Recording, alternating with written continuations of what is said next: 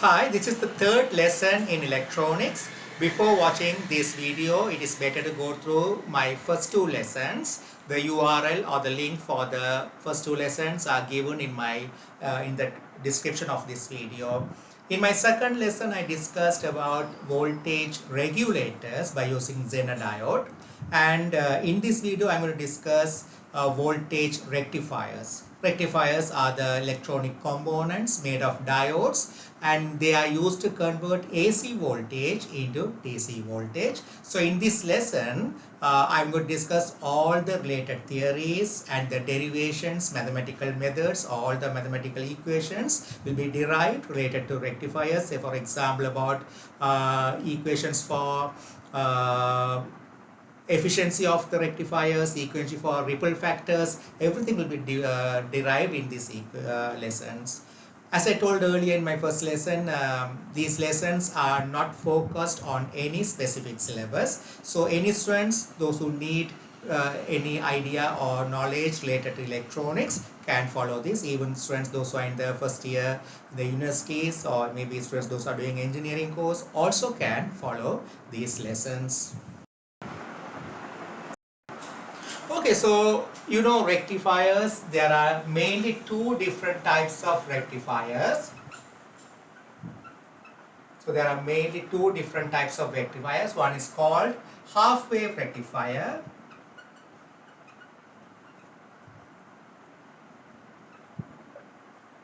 and the other one is called full-wave rectifier.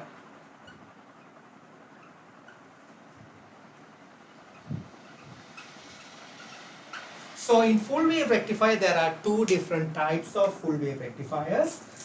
They are center-tapped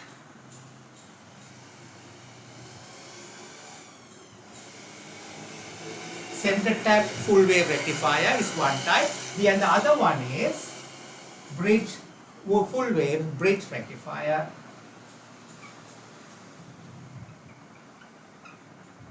So I am going to discuss all these different types of rectifiers in this lesson.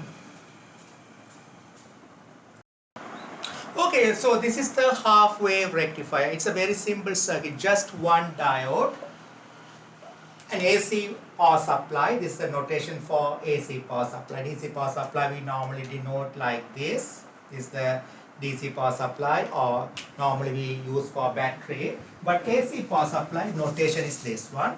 So when there is an AC power supply connected to a diode, these two terminals are called output terminals, and any load means any electrical appliance or component which consumes electrical power is called load. So the resistance of the appliance or the load is RL.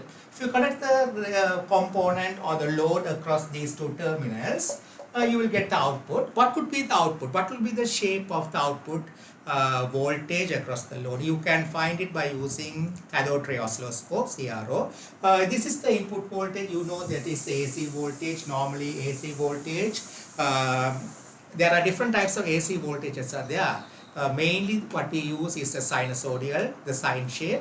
But there are different types of AC voltages. There are square wave, triangular wave, sawtooth wave, like the different types of AC voltages are there. But very common AC voltage is generated by normal electrical generator or dynamo is AC voltage. That is sinusoidal. So this is the sine shape input voltage. What could be the output voltage? You see now how it works now. For example, we'll take this is positive. This terminal has become positive. So this is negative. So when this terminal become positive, so we see the input voltage in the positive side.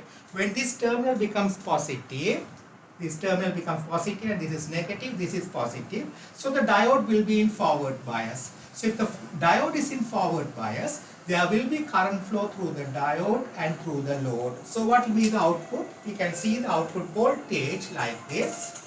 We draw the output voltage across the load. This is the V out with the time.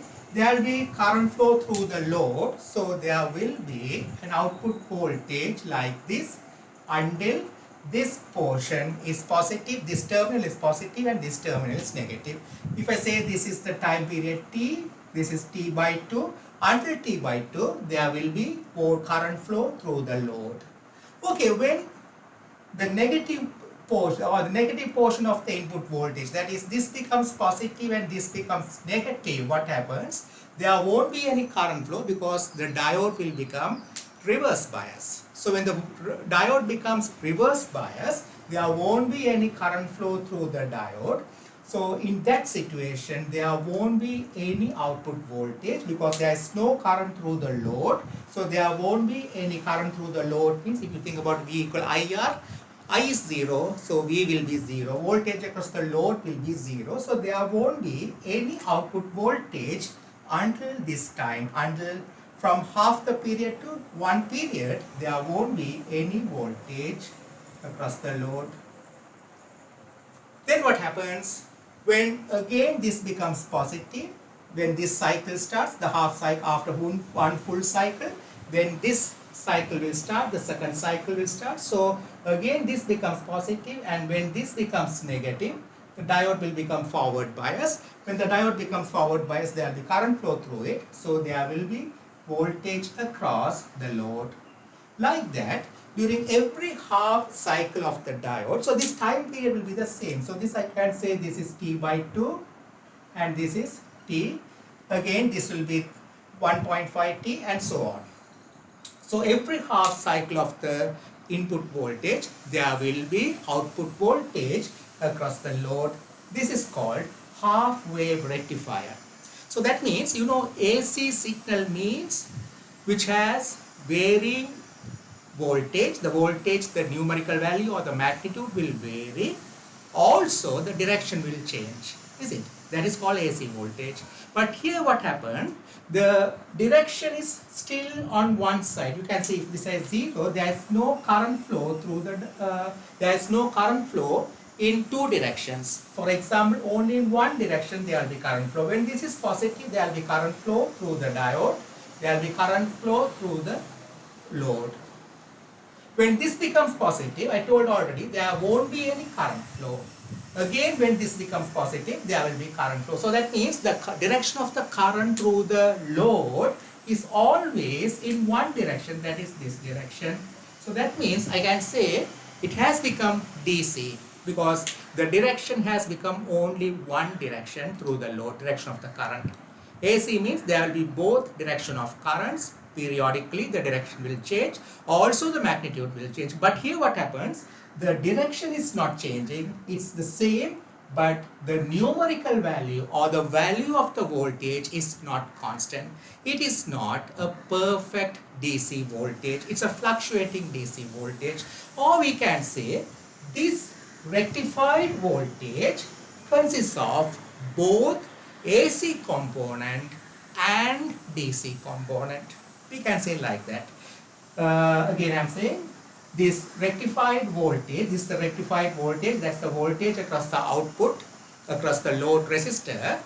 That is not a perfect constant voltage.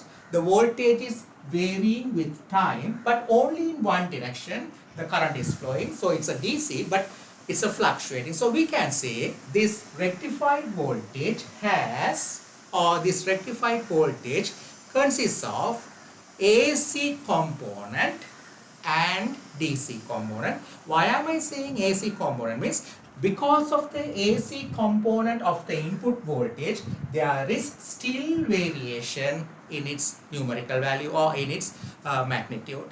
Okay, so the magnitude is not constant. If I say the DC is a perfect DC voltage or perfect DC current, then it should be something like this. It should be a horizontal line. Then you can say it's a perfectly DC voltage or perfectly DC current. But this is varying DC current or varying DC voltage, but in one direction. But there is a variation because of the AC component. It includes both AC component and DC component. So how to find those quantities we are going to do when I start the the derivations and the mathematical models related to these rectifiers. I'll explain that.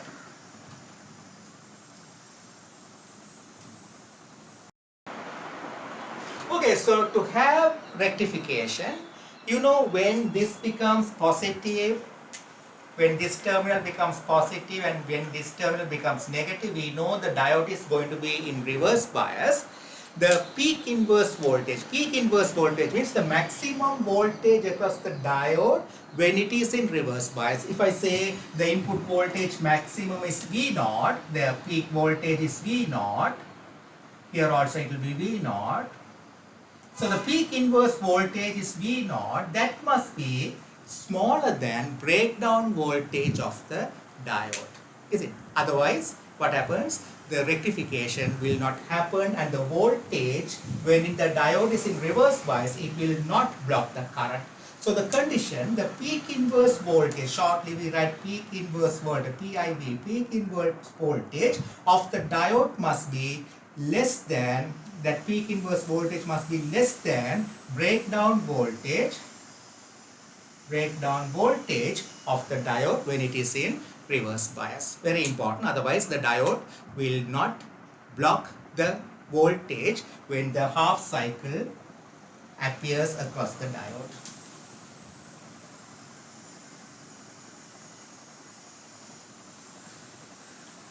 Okay, so here the conclusion I can say, in half wave rectifier, only the 50% of the input voltage is given across the load, or only the 50% of the input voltage is given as the output voltage. First condition, first conclusion we must remember. Second conclusion, to have a rectification, the peak inverse voltage, that is the maximum voltage applied across the diode when it is in reverse bias, must be lower than the breakdown voltage of the diode when it is in reverse bias. Otherwise, rectification will not happen. Third condition, third one, you should know that the the rectified voltage, even after rectification, the voltage or the current through across the load resistor is not perfectly DC, because it consists of both AC component and DC component. So you can ask me, why, how am I saying it consists of AC component? Because of the AC component, there is variation or fluctuation in its voltage across the load. So it consists of both AC component and DC component. I can say the current through the load, if I say I, the current through the load I could be given as, mathematically, I'll derive these things later, but I can say the current through the load I is equal to IDC, the direct component, plus IAC. AC is the AC component. So it includes, the current I includes both DC component and AC component. We need these ideas when I explain about ripple factors later. When I am deriving the equations, we need these ideas. So I can say the current at an instant, you can say the current is not constant, it's varying with time. So I can say the current at an instant in terms of time function, IT, it depends on the time. You can see the numerical value or the magnitude changes with time. So IT is equal to IDC, the DC component, and the AC component.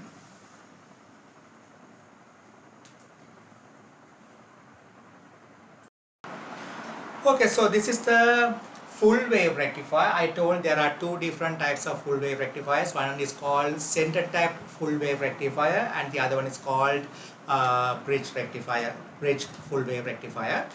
In center tap full wave rectifier, we need a center tap transformer, little bit expensive. So center tap transformer means, you know, there are three terminals in the output. So this is the primary coil, this is the secondary coil.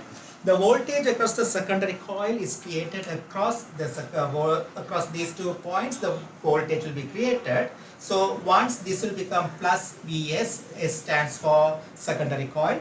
Then it could, in that time this will be minus Vs, or minus, this is plus.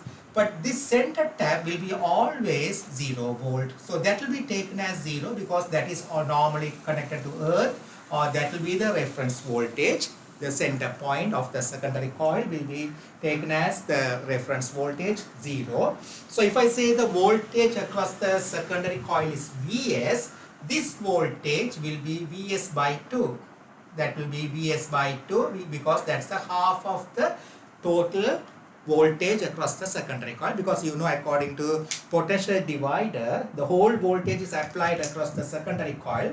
This is exactly at the center of the secondary coil, so that will be half voltage because of the ratio of the resistance of the secondary coil. This also will be Vs by 2 across this also will be half of the voltage. But remember, always the center point will be the 0. Okay, so what will happen? Now when this terminal becomes positive, there will be current flow through the diode D1. There will be two diodes connected. This is the load resistor. So the diode D1 will be in forward bias. So the current will flow through the diode D1 when this is positive. This is negative, is it? When this is positive, input voltage, this is positive, this is negative, this is 0, center tap. So the voltage, this is positive means current will flow through the diode D1. So because diode D1 is in forward bias, it will flow through here, but it can't flow here because diode D2 is in reverse bias. So no current will flow through it. So the current will flow through the load and reach the 0 voltage, which is the center point. Okay, so there will be current flow through the load when this is positive, means during this half cycle. This is the one cycle, this is T, the time period T, this is T by 2. So if I draw the output voltage across the load, I can say VL, voltage across the load, the output voltage with respect to time. If I draw during the half cycle, this is positive, this is negative, this is 0. There will be current flow from positive 0 through the diode D1 because D1 is in forward bias, but there is no current through the D2, so diode D2 will be in reverse bias. So there will be output voltage across the across the load, and there will be current flow through the load during the first half cycle. Okay, that will be T by 2. Okay, then what will happen? When this becomes positive, this will become negative.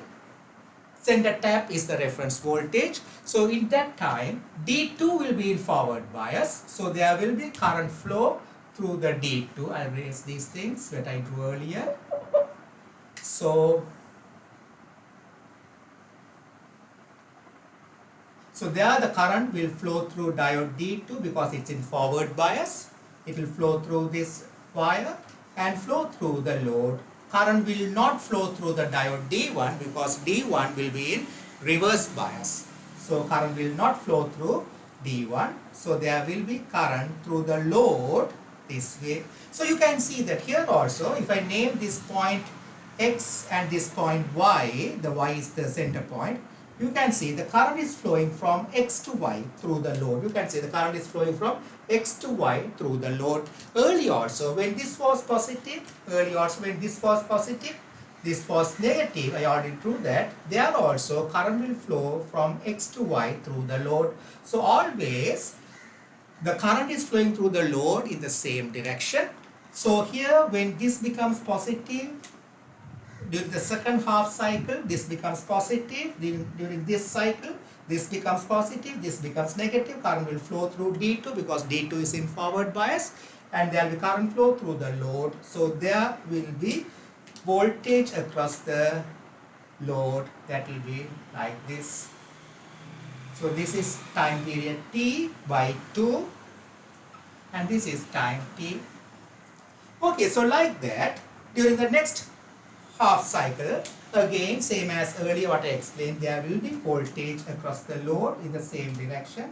So there will be voltage across the load. Nothing is lost. All the input voltage is applied across the load without any loss.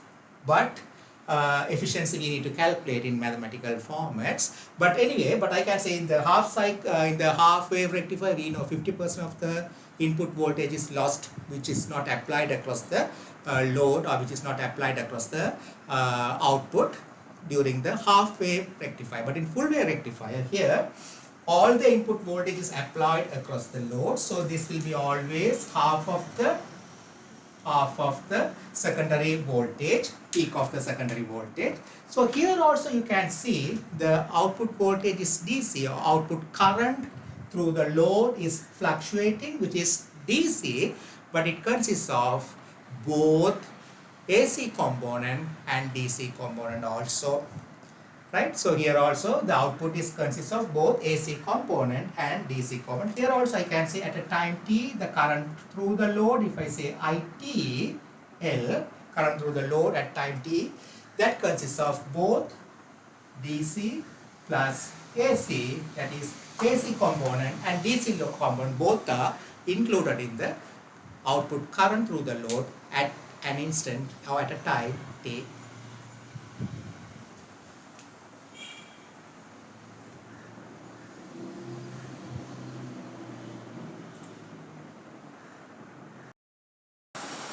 Okay, so what I discussed earlier, the center tap full wave rectifier that uses that includes two diodes. Here this one has four diodes. Okay, how this rectifies the voltage or how it converts AC voltage to DC voltage across the load resistor RL.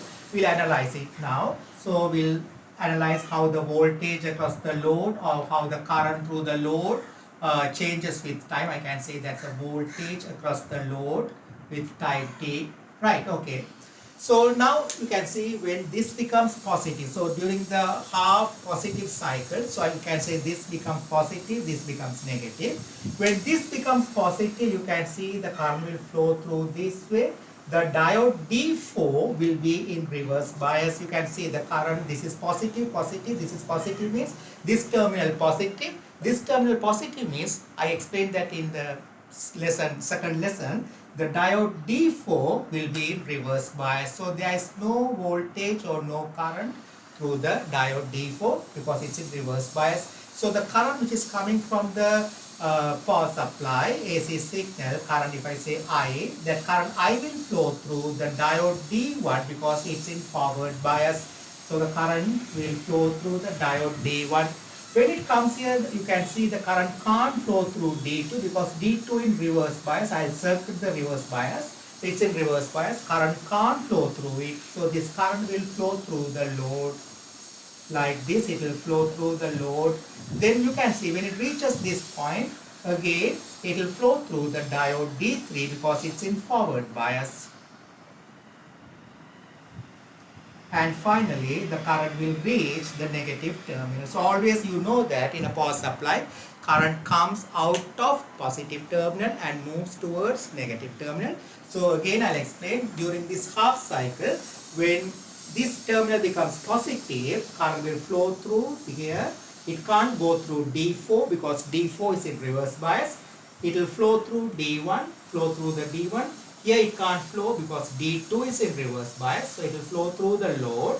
Then it will flow through D3 because D3 is in forward bias. Then it will flow to the negative terminal of the power supply. So here the current is flowing through the load from X to Y. If I name these terminals X, it will flow from X to Y. Okay, if this becomes other way, when this becomes positive and this becomes negative, what will happen?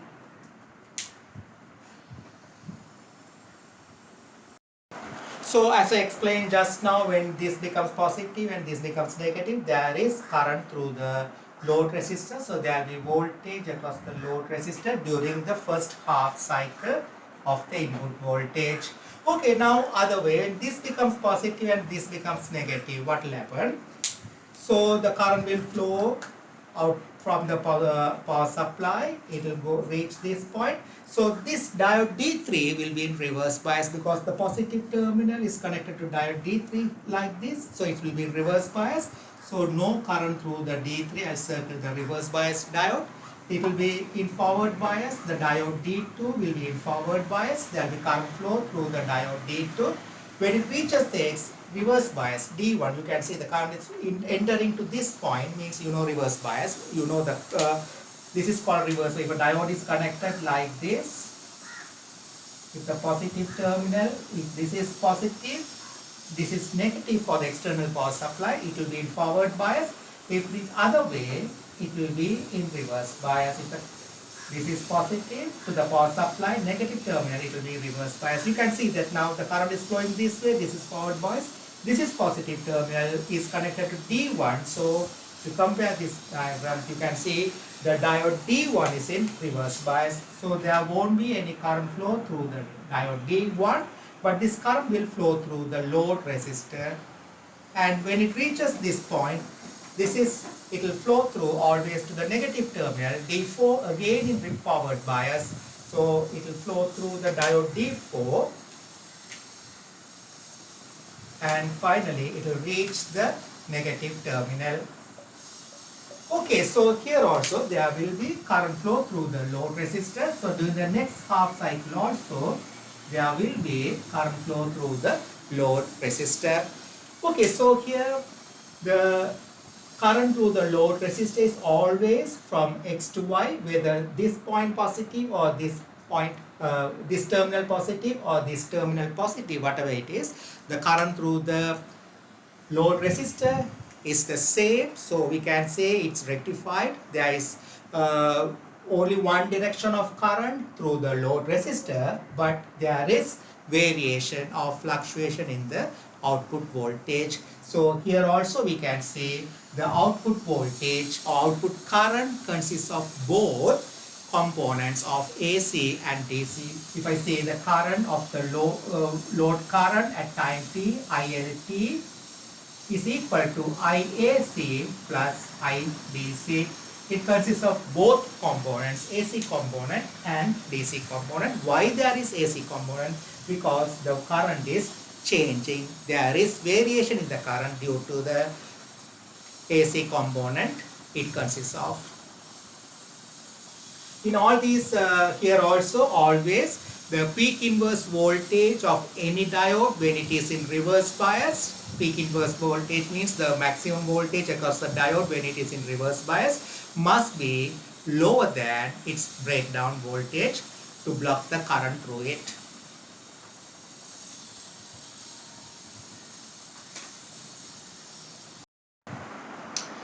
Okay, so now we'll go to the mathematical part or mathematical derivations of this topic. We came across that two main different types of rectifiers, that is half wave rectifier, full wave rectifier. There are two different types of full wave rectifiers, center tapped full wave rectifier and bridge full wave rectifier. Right, okay, whatever it is, we came across that the output after the rectification, the output means the voltage after the rectification, it consists of both AC component and DC components. So you know DC, now the purpose of rectification is to convert the AC voltage into a DC voltage or to convert the AC current into DC current. Normally DC current means it should have a constant value of current throughout the time. There should not be any variation. But we came across and I showed that in all type of rectification, the output, the voltage across the load or the current through the load has variation in its value. That means the output consists of AC component also. So what is ripple factor? Ripple factor is the measure of the amount of AC component content in the output voltage after the rectification. Again I am saying the ripple factor indicates or it gives the numerical value of the amount of AC component content or consists inside in the output voltage. So ripple factor is denoted by gamma. So the ripple factor is defined by an equation. So ripple factor is defined as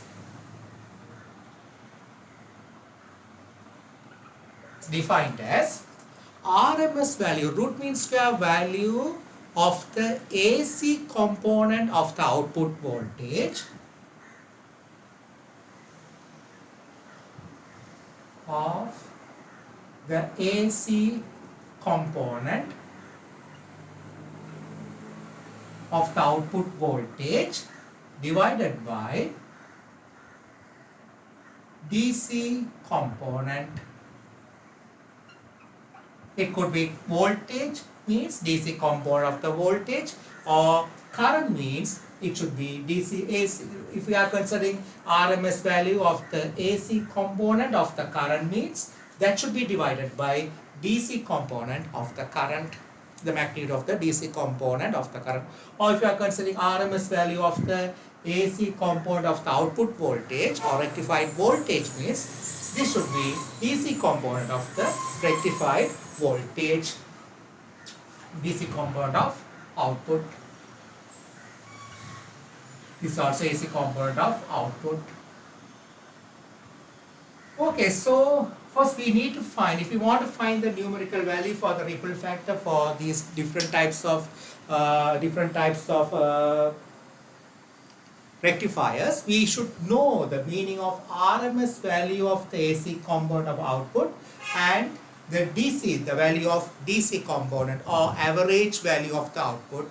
DC component or average value refers the same. So how much, what is the DC, or what is meant by DC component of the output, or that is called, sometimes some books they call this DC component as the average value. This is called as average value of output. So some books they call DC component of the output as an average value of the output. Both are the same. Okay, we should be able to find out mathematically what is meant by DC component of the output and RMS value of the AC component of the output.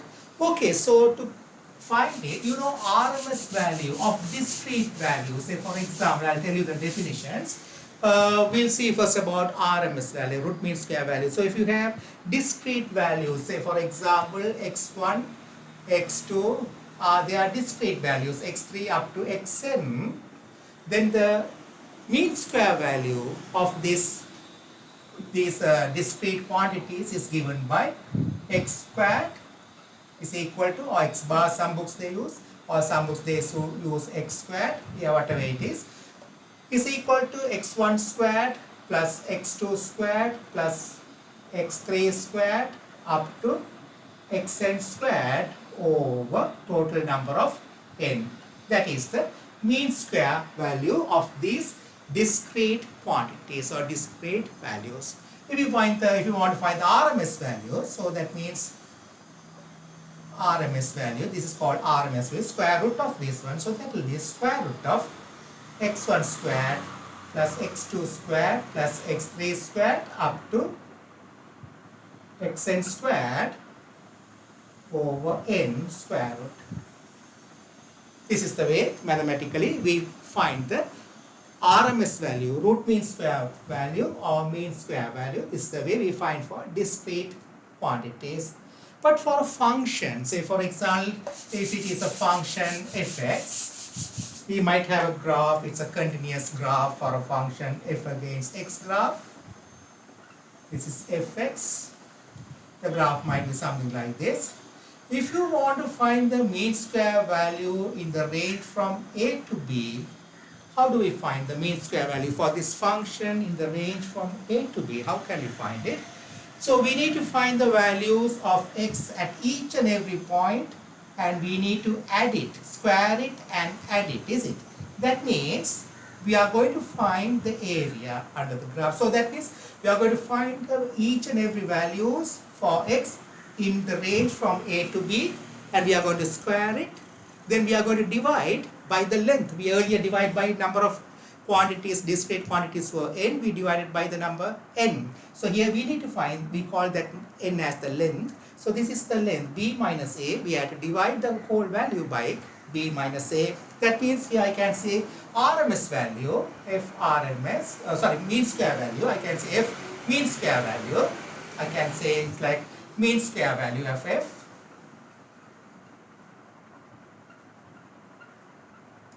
of f, we can say 1 over b minus a. That's the length I should divide. Earlier I added x1 squared, x2 squared, x3 squared up to xn squared.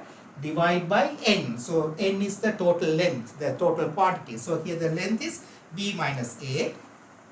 I need to add square and add each and every quantities means I should integrate from a to b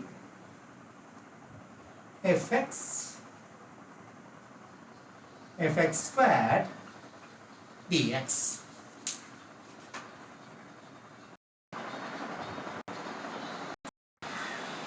Okay, the same way RMS value, root mean square value of x is given by square root of it. So I can say 1 over b minus a to b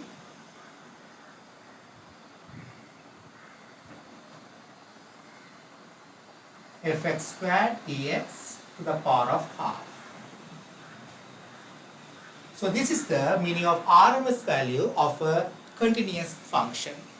Okay, so I'm going to use these things because you know AC voltage is given in the form of sine. You can see the AC voltage is normally given in terms of V naught sine omega t. So that's the reason it's a sine function AC voltage. So that's the reason I'm telling these things or teaching these things. So this is the RMS value of a function x.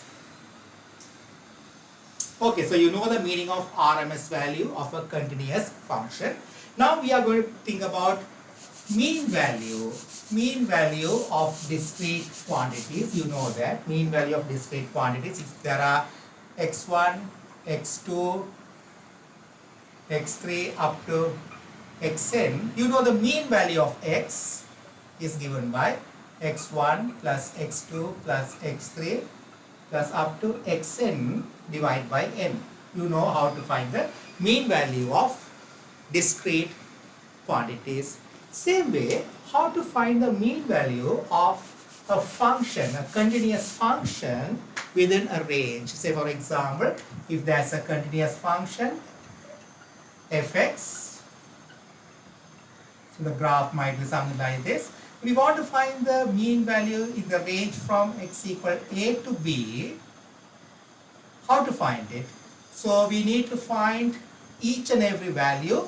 We need to add them and divide by the length b minus a. So they are the average value or the mean value of fx is given by 1 over b minus a, that's the length. We are going to divide. Earlier we divided by n discrete quantities, so we divide by n. So that's going to be the length b minus a integral of fx dx from a to b. That gives the mean value of this function in the range from a to b.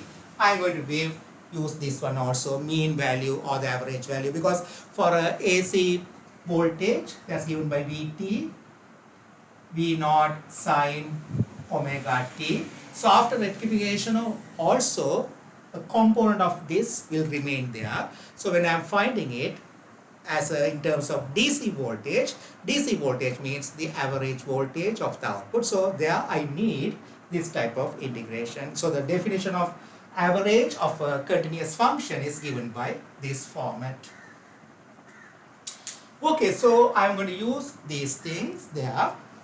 So I'll write it like in terms of, if a function is in terms of time, say for example, if it is in the form of time, we can use, say for example, if this is a voltage in terms of time, so that RMS voltage I can say, or RMS current, RMS of the AC component, I can say 1 over t when I consider one period of time of a continuous function. You know, current also given, AC current also given in terms of sine function, because you know voltage is given by Vt equal V naught sine omega t.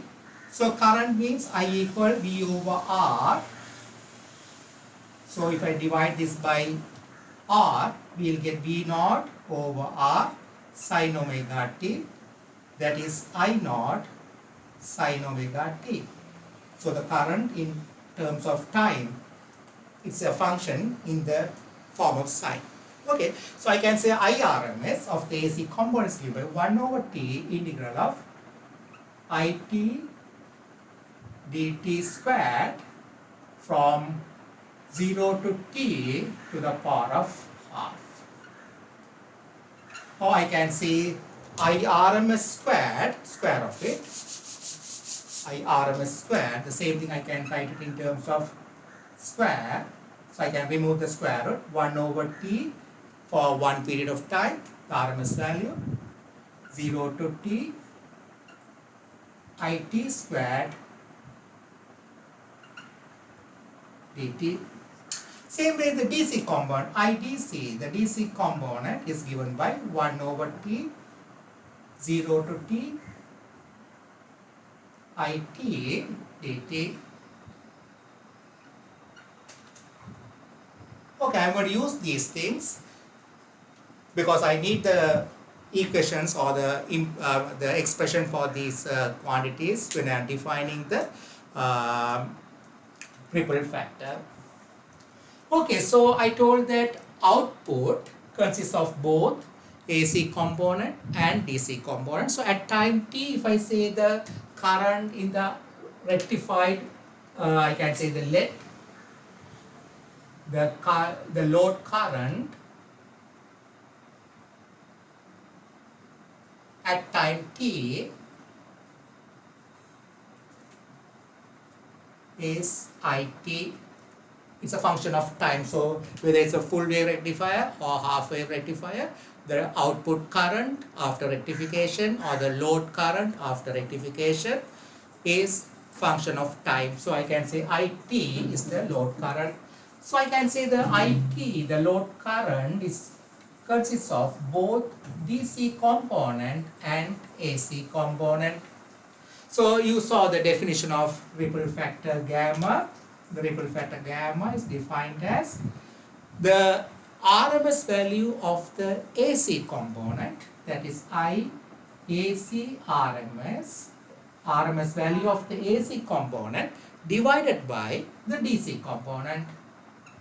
So I need to find expression for these two to find the ripple factor. So I can say IT is equal to IDC component plus AC component. So the IAC component is equal to IT minus IDC.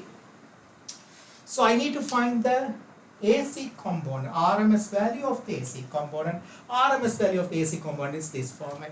I need to go to this expression now or that integration. So I can say IRC RMS is equal to, I can say I squared, I can keep it in the square format, either way I can do it. I squared AC RMS is equal to 1 over T integral of 0 to T, I know I squared AC RMS. So I squared means AC squared, IAC squared dt. So IAC squared DC means that is 1 over T, because AC is IT, I in terms of time minus IDC, so 0 to T,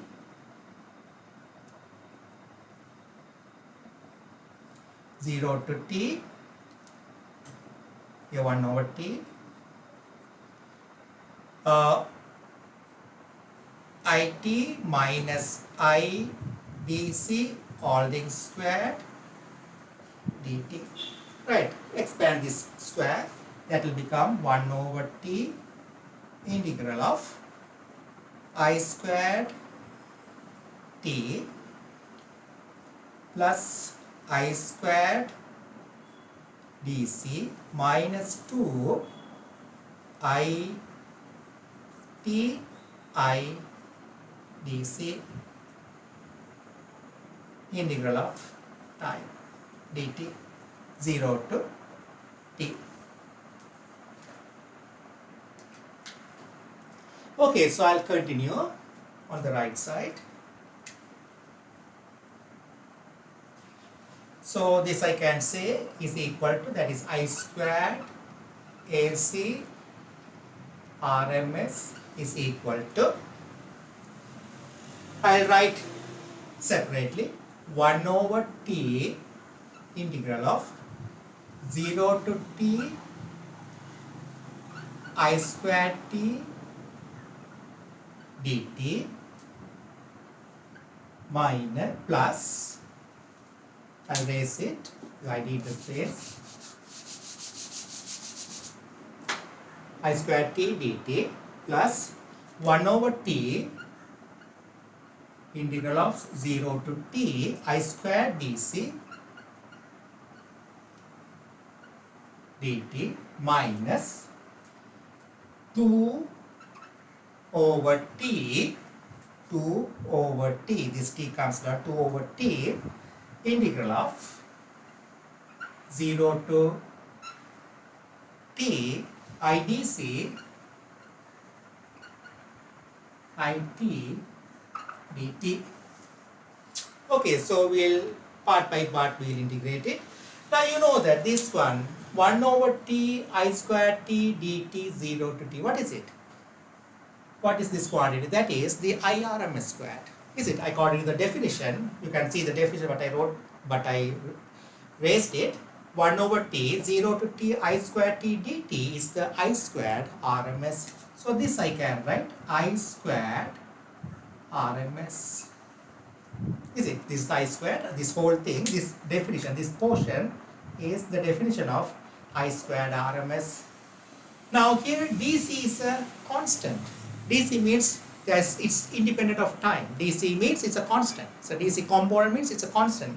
It has no time factor. So this I squared this I can take it out. So it will become plus I squared DC over T integral of 0 to T dt. It's going to be T now. I'll do that.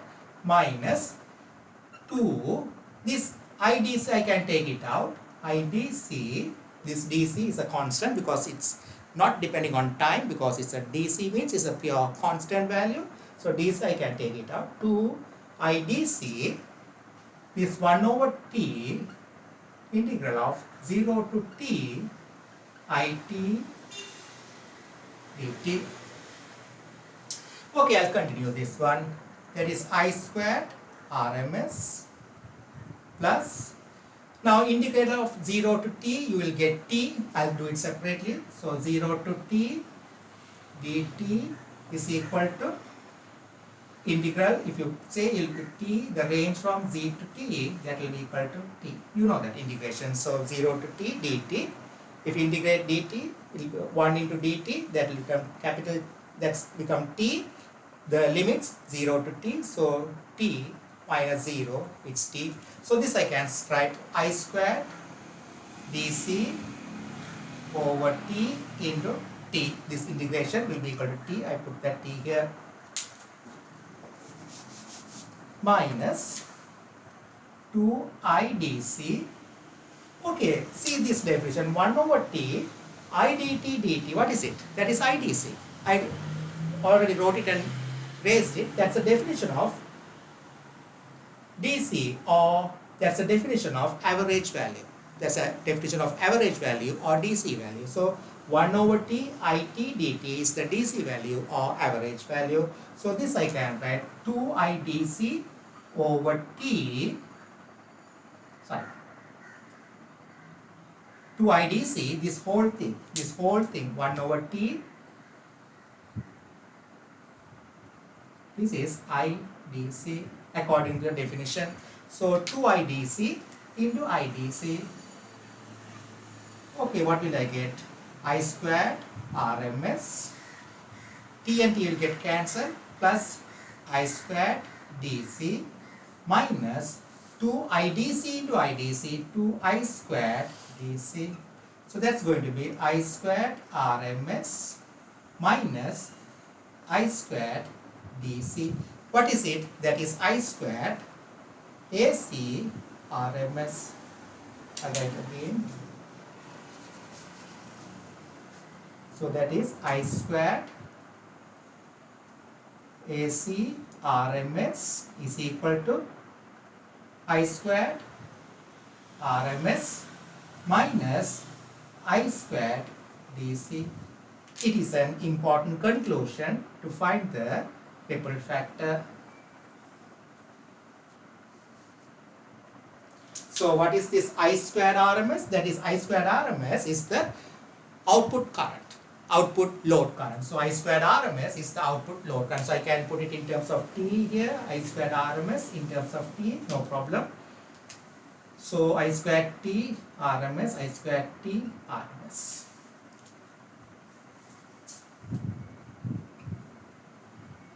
It's the output load current, RMS value of this current, I square T RMS. That's the load current, current through the load.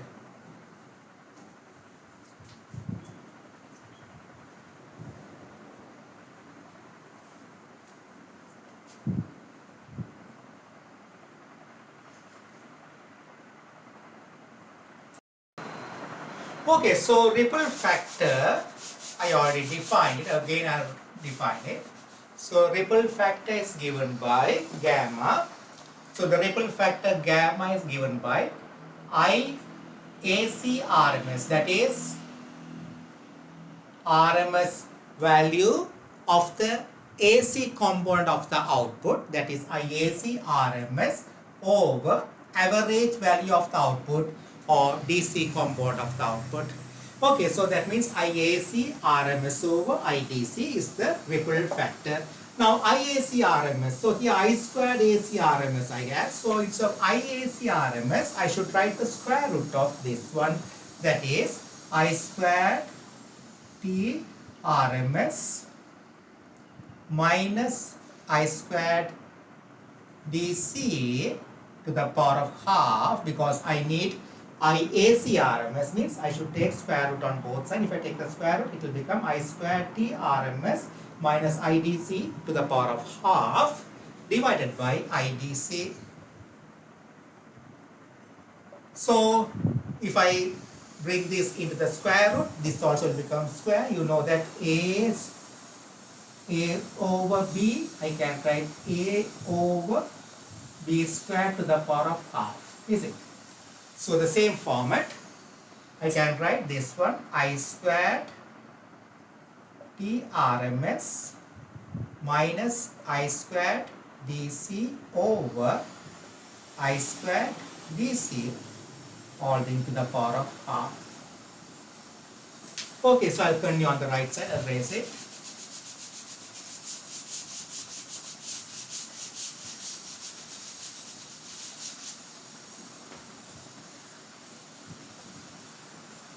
So this will become gamma equal, if I divide this by this, you know A minus B over B could be written as A over B minus B over B 1. So that thing I'm going to use it.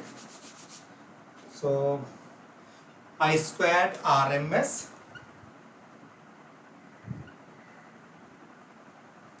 of output current or load current over I squared of DC component, or I squared of the average value. I squared DC or I squared DC is minus 1 to the power of half. So this is the final equation for ripple factor.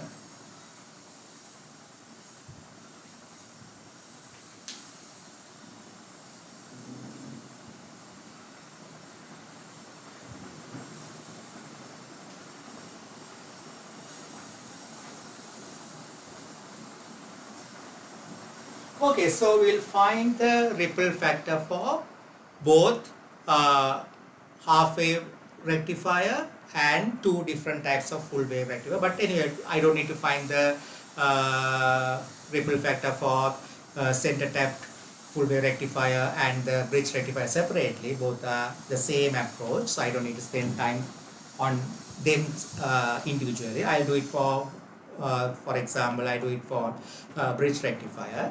Same approach for the center tapped full wave rectifier also, but half wave rectifier is slightly different. Yeah. So from this we can find how much of AC component is included or is contained in the output load current or load voltage after rectification. So one more thing I should say, if it is a perfect DC or perfect DC output or perfect DC voltage or current, the ripple factor must be equal to 0. If the ripple factor 0 means it's a perfect DC.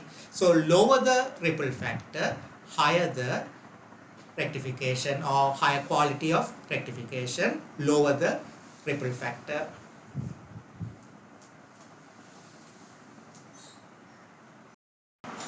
Okay, so we'll find the ripple factor for half wave rectifier first. So we know the half wave rectifier. I'll have a symbol half wave rectifier like this.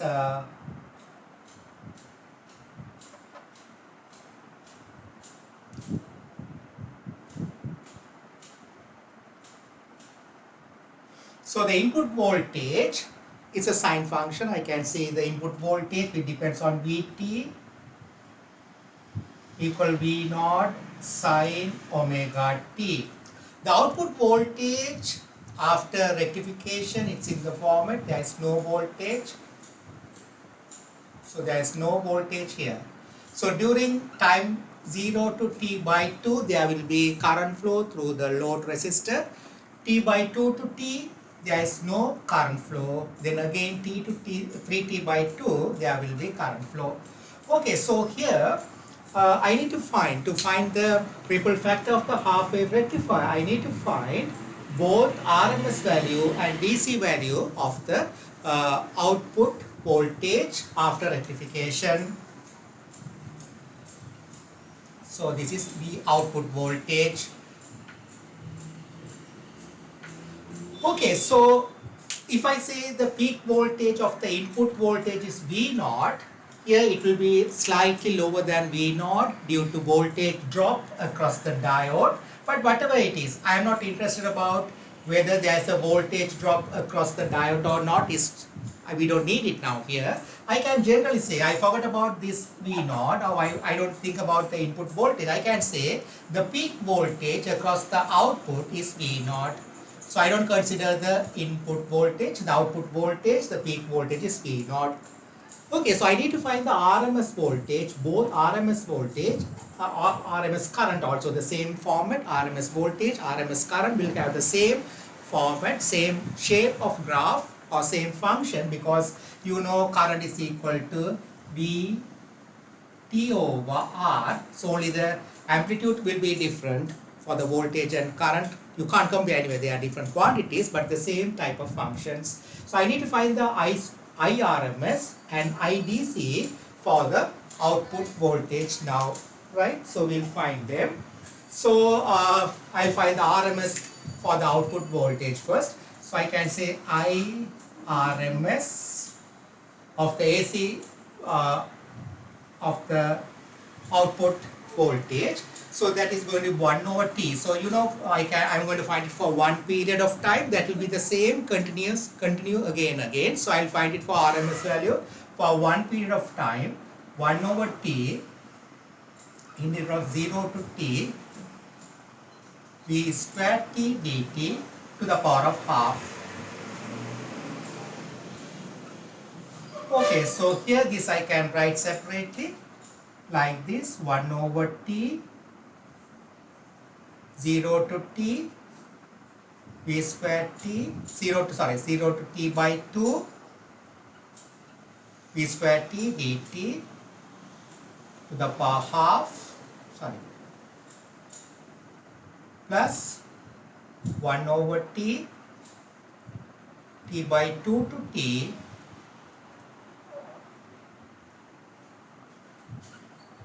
dt to the power of half. Right, so I separated it because 0 to t by 2 and t by 2 to t, I separated it. Now when I consider t by 2 to t, this quantity is 0 because there is no voltage or no current, whatever it is, there is no voltage or no current.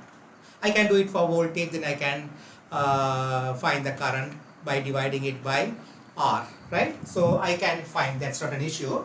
So whether it's voltage or current, it's not an issue. So here during this time period, there is no voltage. So this quantity is going to be 0. So I already told that the output voltage in the form of here Vt equal V naught sine omega t. Only during this time interval there is no voltage. So V naught is the peak voltage across the load resistor. Right, so here there is no value, so this will become equal to 0. So I can write this one 1 over t 0 to t by 2, instead of v square t dt, I can say v naught squared sine squared omega t dt to the power of half, because this is 0, I am not writing it, so this has become 0. Okay, so this I can write again. I'll continue here. V squared, V naught squared, so this is equal to, that is this is VRMS, sorry, this is VRMS, VTRMS, not I.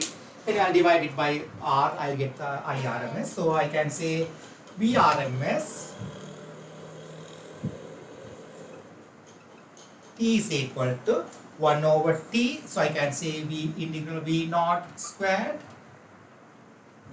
over T integral of 0 to T by 2 sine squared omega T dt. So we know that cos 2 theta equal 1 minus 2 sine square theta. That is, sine square theta is equal to half minus half sine 2 theta. Or I can say half, if I take it out, I can say half into 1 minus sine 2 theta. You know that, right? Is it? So if I use that idea here, I can write sine squared omega t as half 1 minus cos 2 omega t dt.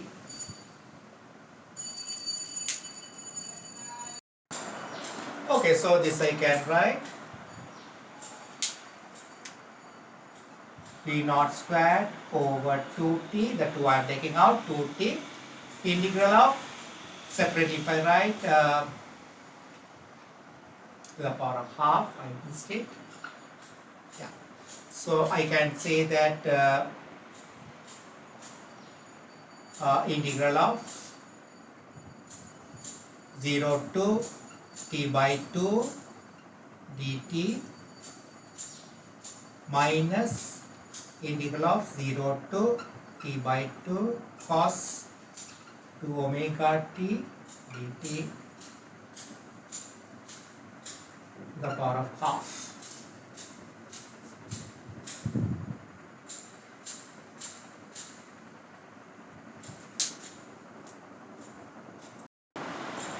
Okay, so we'll continue this. This will be equal to V naught squared over 2t. Integral of 1 into dt is t with the limit 0 to t by 2 minus this cos 2 omega t. If you integrate, it will become sine 2 omega t over 2 omega. You know that integration, so that's going to be sine 2 omega t over 2 omega with a limit of 0 to t by 2. Okay, so this is going to be V naught squared over 2t into t by 2. When you substitute the limits, t by 2 minus 0, that will get cancelled, because when you substitute this 0 to the t, it will become 0. So V naught squared over 2t into t by 2 minus sine 2 omega. Instead of t, if I substitute t by 2, that's going to be 2 omega times t by 2 minus sine, instead of time I put 0, sine 0 is 0, so I don't need to consider that, I am not showing it, over 2 omega to the power of half. Okay, I'll continue that here, I'm going to erase it again. Yeah, it's correct now? Yeah.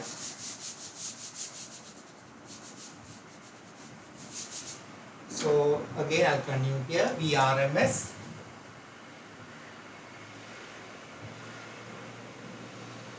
is equal to, so here t and t will get cancelled, V naught squared over 4 minus sine 2 omega into t by 2. But we know that omega equal 2 pi over t. We know that omega equal 2 pi over t or 2 pi f. So t by 2 is equal to pi over omega. Am I right? T by 2 is equal to pi over omega. So substitute instead of t by 2 pi over omega. So that will become, instead of t by 2 I can substitute omega equal 2 pi over t is equal to 2 pi over omega, t by 2 equal pi over omega, substituted that one, so that will become sine 2 omega into pi over omega over 2 omega to the power of half.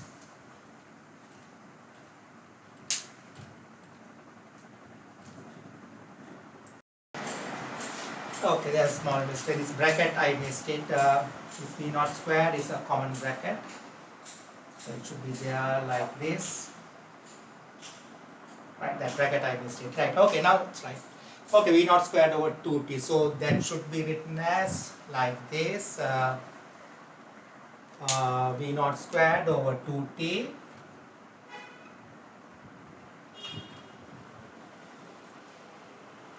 t by 2 minus sine 2 omega into, instead of t by 2 pi over omega over 2 omega, right, and bracket here.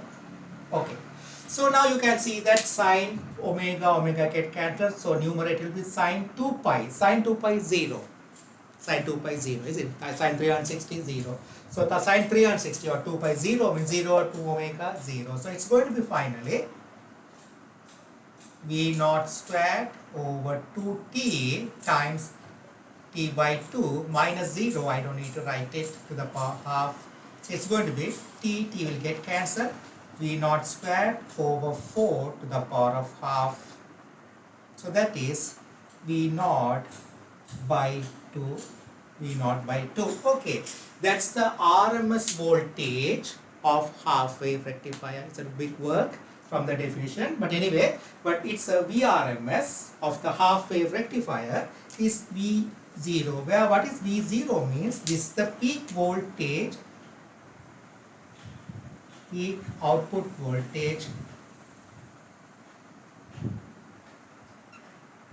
after rectification, peak output voltage across load. So for half wave rectifier, the RMS voltage is V naught by 2, where V naught is the peak voltage across the load after rectification. Okay, so we found V naught. So same way I can say, anyway we need I squared RMS, it's not an issue. So V squared RMS will be V naught squared over 4 I squared RMS. You know, divide this VRMS by the resistance, then square it, you will get the IR. It's not an issue, we will do that later here. So anyway, I'll do it when I substitute here. So I know that I found the, for half wave rectifier, VRMS. I'll substitute later, but I'll find the VRMS equal to V naught by 2. So IRMS is equal to this divided by R, you know I equal V over R, V naught over 2R.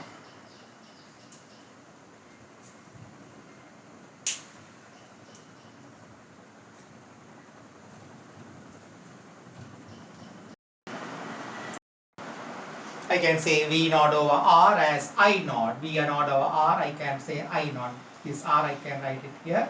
So V naught over R is I naught over 2, where I naught is the peak current across the load. So I can say IRMS is equal to I naught over 2, where I naught is the peak current through the load after rectification, which is V naught over R.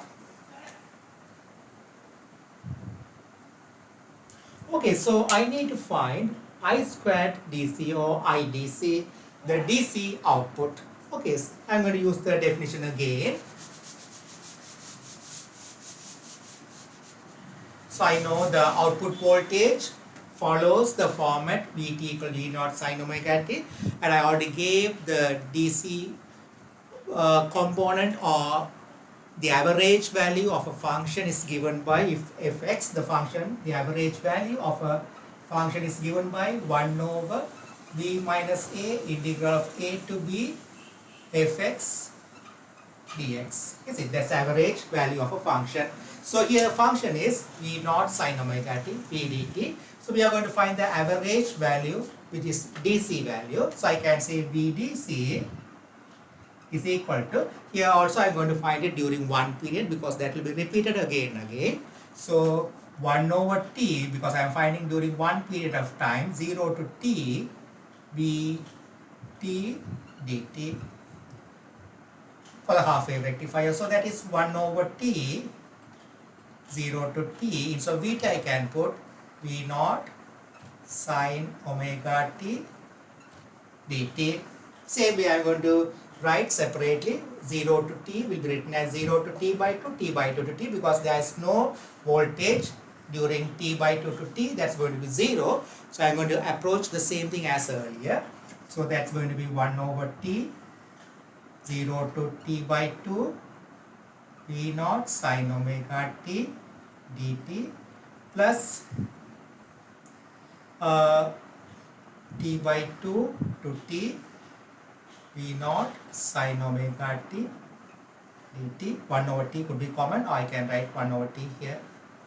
Okay, so I divided this integration into two parts.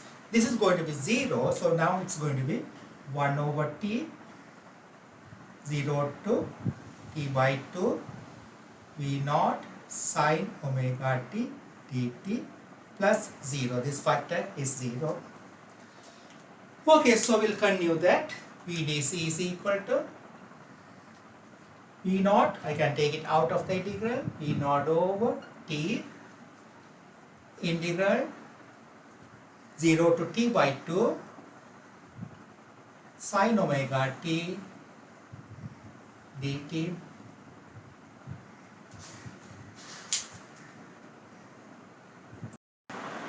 So that could be written as v naught over t. Integral of sine omega t will be minus cos omega t over omega. So that I can write minus cos omega t over omega 0 to t by 2. Yes. So that will be v naught over t.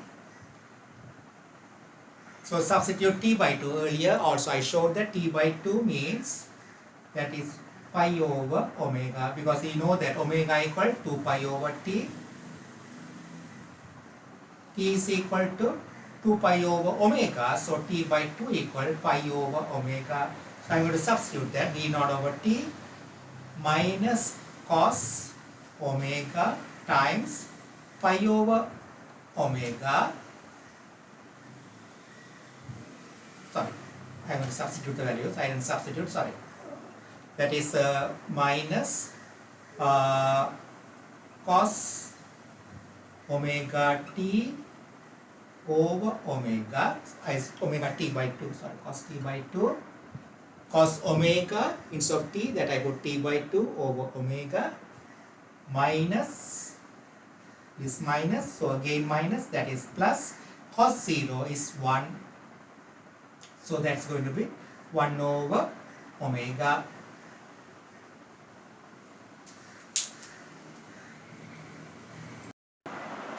Okay, I can take this omega out, omega t, take the omega out, that will become plus 1. Okay, everything same. Anyway, right, okay, so instead of t by 2, you can substitute pi over omega. So v naught over omega t, instead of omega t, I can substitute 2 pi, v naught over 2 pi cos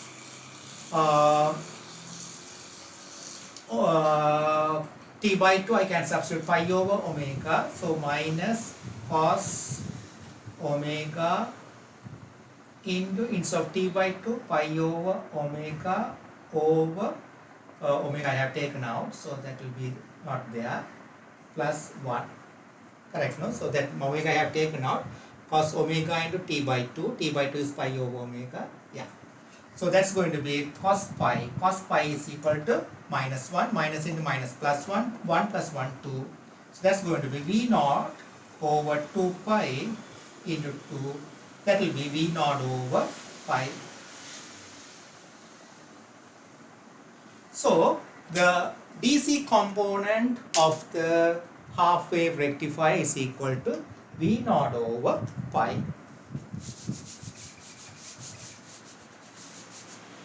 So VDC of the half wave rectifier is equal to V naught over pi. So IDC is VDC over R, that is V naught over pi R. V naught over R, I can say I naught over pi. So IDC is equal to I naught over pi.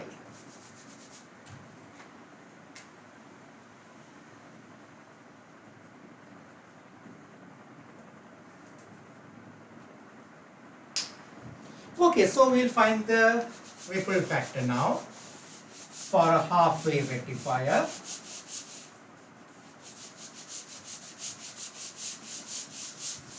So for half wave rectifier, ripple factor is given by I squared RMS of the output current divided by I squared DC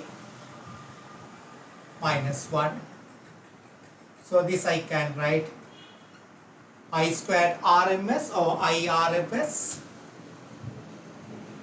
of the output current over IDC all things squared minus 1. So IRMS, I naught over 2, IDC, I naught over pi, all things squared minus 1. So that's going to be pi squared by 4 minus 1. Okay, you can get a numerical value for this rectifier ripple factor, that will be equal to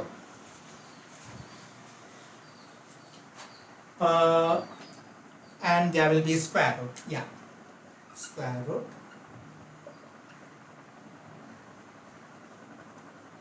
That is 1.21. If you give it in percentage, it's going to be 121%. So that means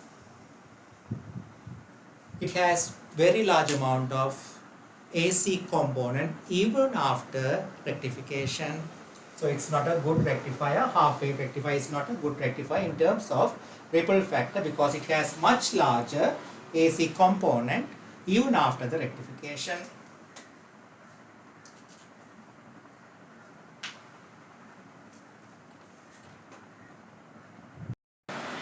Okay, so next we'll find the ripple factor of full wave rectifier. So in full wave rectifier, you know the output voltage is in this format.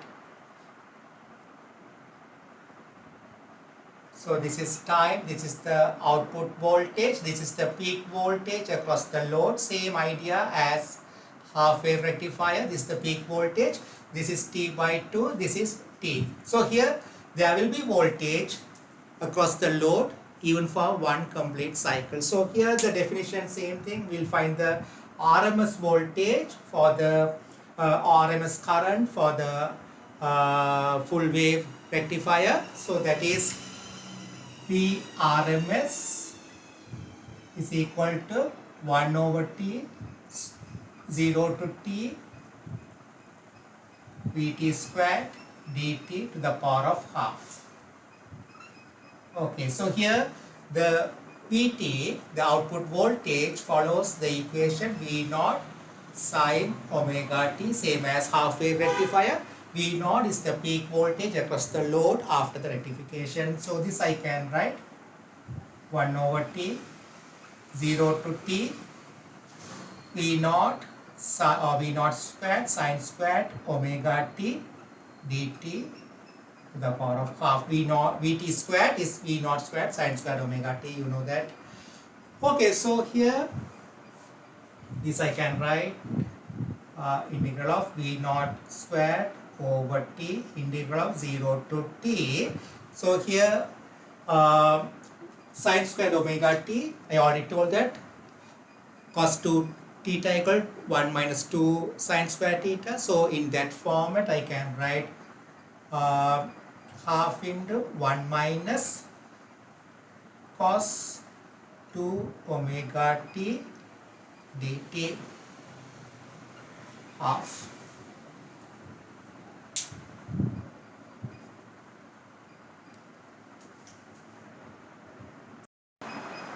So this 2 I can take it out, 2t, so it will become 1 minus, anyway it's not a big issue. So v naught squared over 2t, integral of 1 into dt is t, the limits 0 to t minus, if you integrate cos 2 omega t, it will become sine 2 omega t over 2 omega limits 0 to t.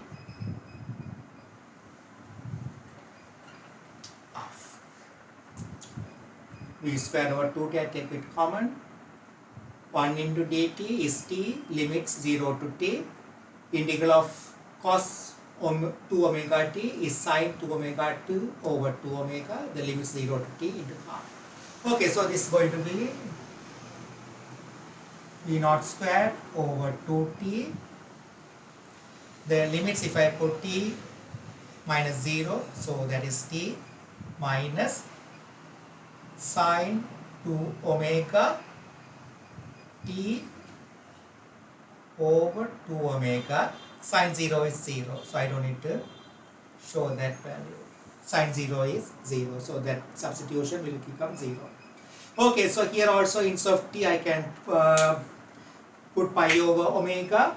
You know that omega equal 2 pi over t. So t equal 2 pi over omega. So substitute that value here. So V RMS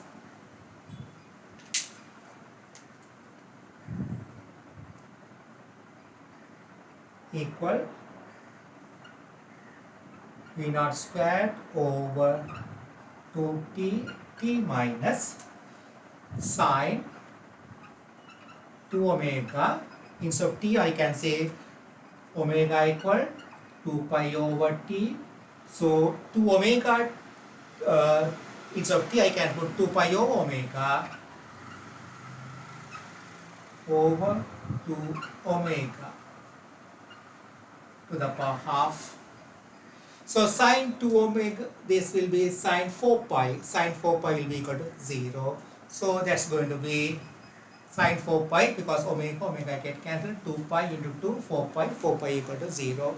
So that's going to be v naught squared over 2t into t to the power of half. So t will get cancelled. V naught squared over 2 to the power of half. So V RMS equal to square root is V naught over root 2. So for full wave rectifier, the RMS voltage is V naught over root 2. So V RMS divided by resistance, that is V naught over R, I can say I naught over root 2. So for full wave rectifier, what I wrote here is half wave rectifier. Now for full wave rectifier, IRMS equal to I naught over root 2. What is I naught? Peak current through the load resistance.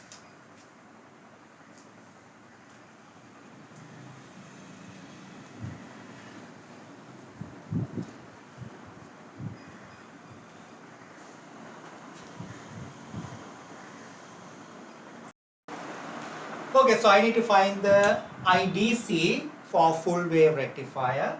So you know the definition. I already told IDC means, or VDC means, that's the average value, that is 1 over t 0 to t Vt dt. That's the definition for the average value. I already gave it for a function fx Okay, so here I can say 1 over t, 0 to t.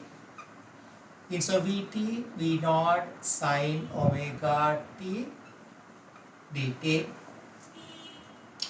Okay, so this could be written as, so when you consider the output voltage of a two-wave rectifier,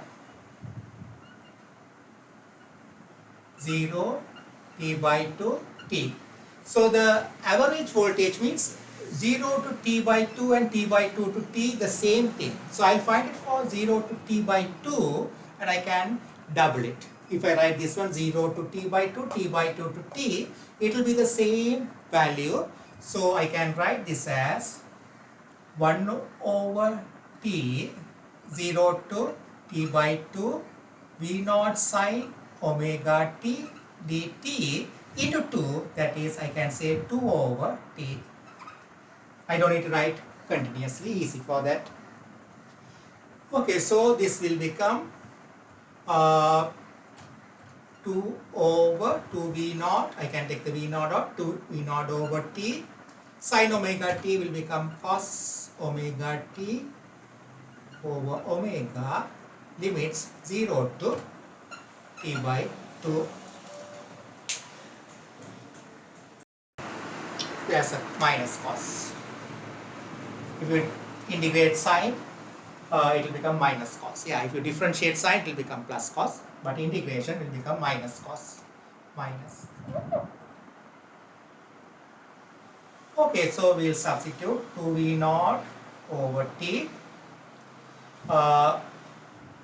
minus cos omega times t by 2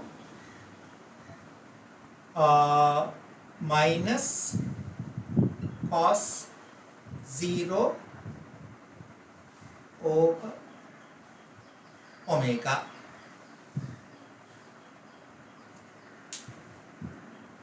Yeah. Minus minus, it will become plus. Right, because this minus becomes plus. Right, okay. So that will become 2v naught over t. So minus cos omega t by 2, you know that all resultants, I told that omega equal to 2 pi over t. So t by 2 is equal to pi over omega. So that will be minus cos omega pi over omega. This omega I can take it out. My plus cos 0, 1. So omega get cancelled. You will get cos pi. Cos pi is equal to minus 1. So minus 1 into minus, it will become plus 1. So that will become VDC equal to V naught over omega, that I can write 2 pi over t into t. This omega I wrote 2 pi over t. This t I wrote it t into minus cos pi omega minus 1. Minus 1 into minus plus 1. Plus 1 into 1 plus 1. That is going to be plus 2. So that's going to be 4 V naught over 2 pi.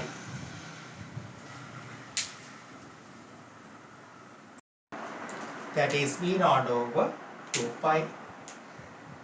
V naught, 2 V naught over pi. So that is for full wave rectifier, VDC equal 2 V naught over pi. So IDC, okay, IDC is equal to, divide this by R, V naught over R is I naught. So 2 I naught over pi. So IDC equal to I naught over pi. Okay, so we'll find the ripple factor for full wave rectifier.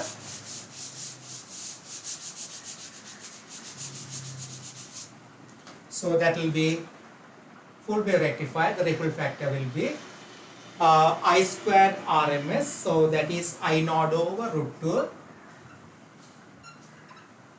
over IDC 2 I naught over pi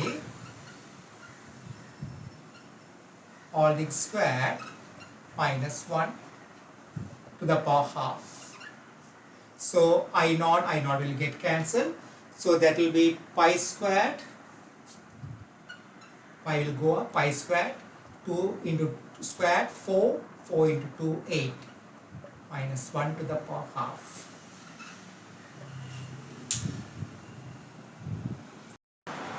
That will be 0.483, or in percentage 48.3%. So much better than full wave rectifier, is much better than half wave rectifier, because half wave rectifier we got 121%, but here we are getting only 48.3% for the full wave rectifier. That means the amount of AC component in the rectified output voltage will be much lower in full wave rectifier compared to half wave rectifier.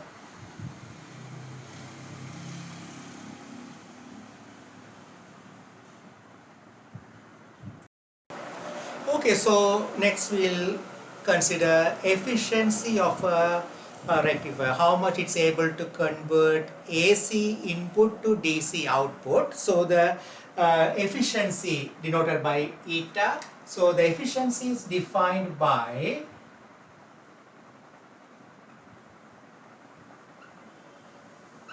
DC output power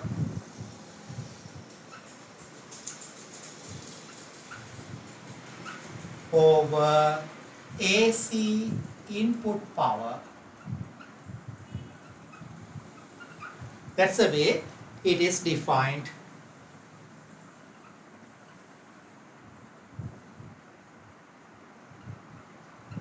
DC output power over AC input power is the definition of efficiency of a rectifier.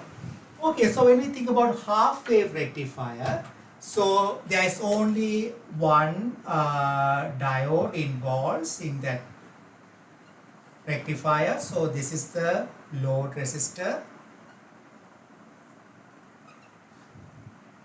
So the output DC output power that is given by, for half wave rectifier, DC output power is given by I squared DC RL. You know, I squared R is the power, is it? P equal I squared R.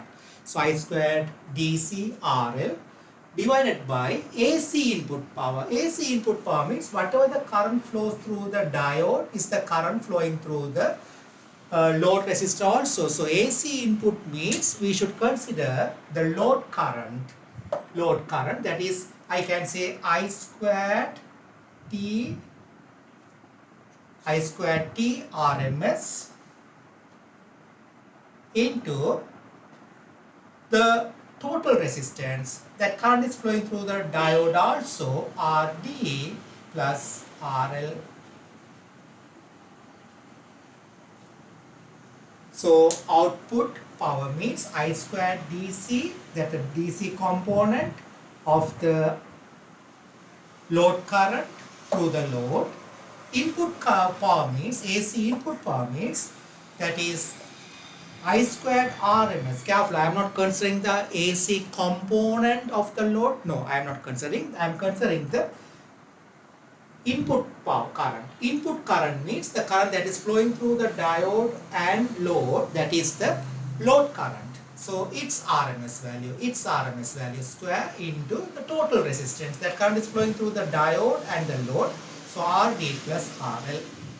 We know that I squared DC for half wave rectifier, I squared the DC component is pi over I naught over pi. I naught is the peak current through the load I naught. So this I can write I naught over pi all things squared RL over IRMS. That is IRMS, the root mean square of the load current, not the AC component. I am saying the load current, the current which is flowing through the load, its RMS value is I naught by 2. So I naught by 2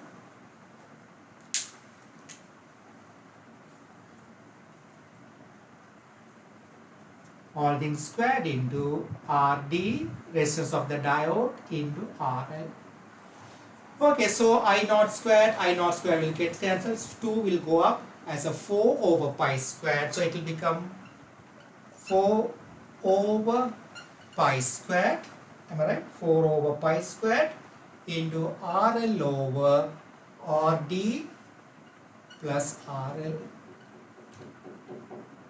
I can write 4 RL over pi squared RD plus RL. That's the efficiency of a half wave rectifier. But normally for diodes, its forward bias resistance is very low. So since the forward bias resistance is very low compared to the load resistance, so normally, generally, since RD very much smaller than RL, I can find the efficiency of a half wave rectifier. So I can omit RD compared to RL. So it will become 4 RL over pi squared. This is negligible compared to RL because very small over RL. So that will become 4 over pi squared. So that will become almost 40.5%. That's the efficiency of half wave rectifier, 40.5.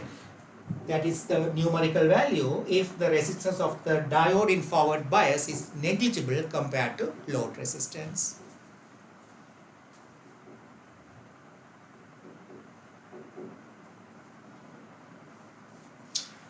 Okay, so when we think about full wave rectifier, what could be the difference? There will be two diodes through which the current flows when it is in forward bias. Already explained the circuit. I'll draw the circuit again.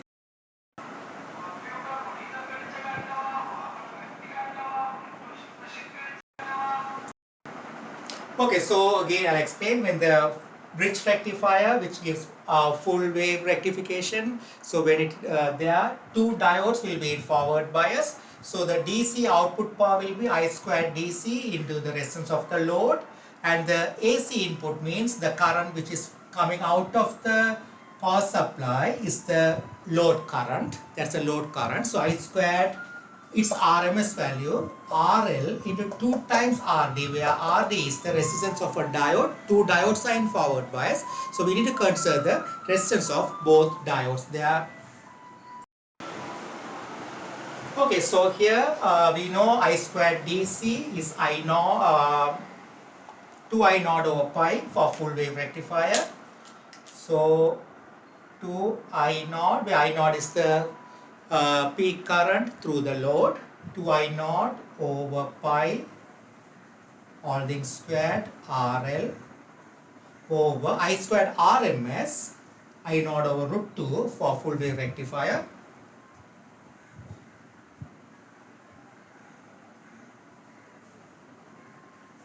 RL plus 2 RD. Okay, so if you solve it, I naught squared will get cancelled. So 4, 2 into square 4 RL over, here root 2 into square, there will be 2, so 2 into 2, 4, 8.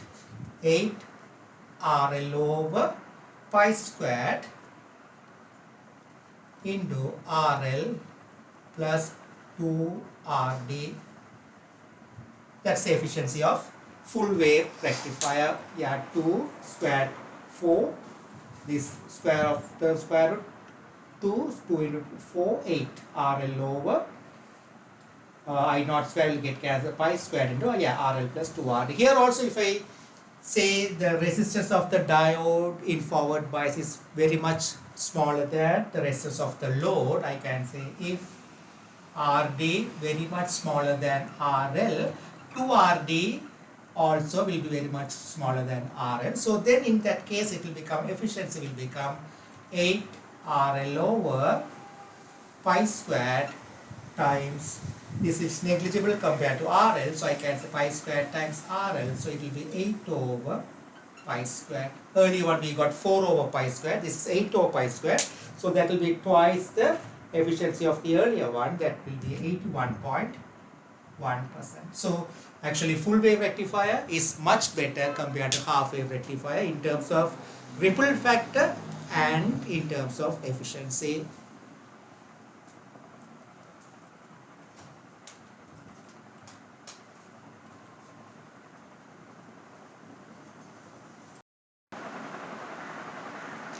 Okay, so next topic about half-wave rectifier with capacitor. Why do we connect the capacitor parallel to the load?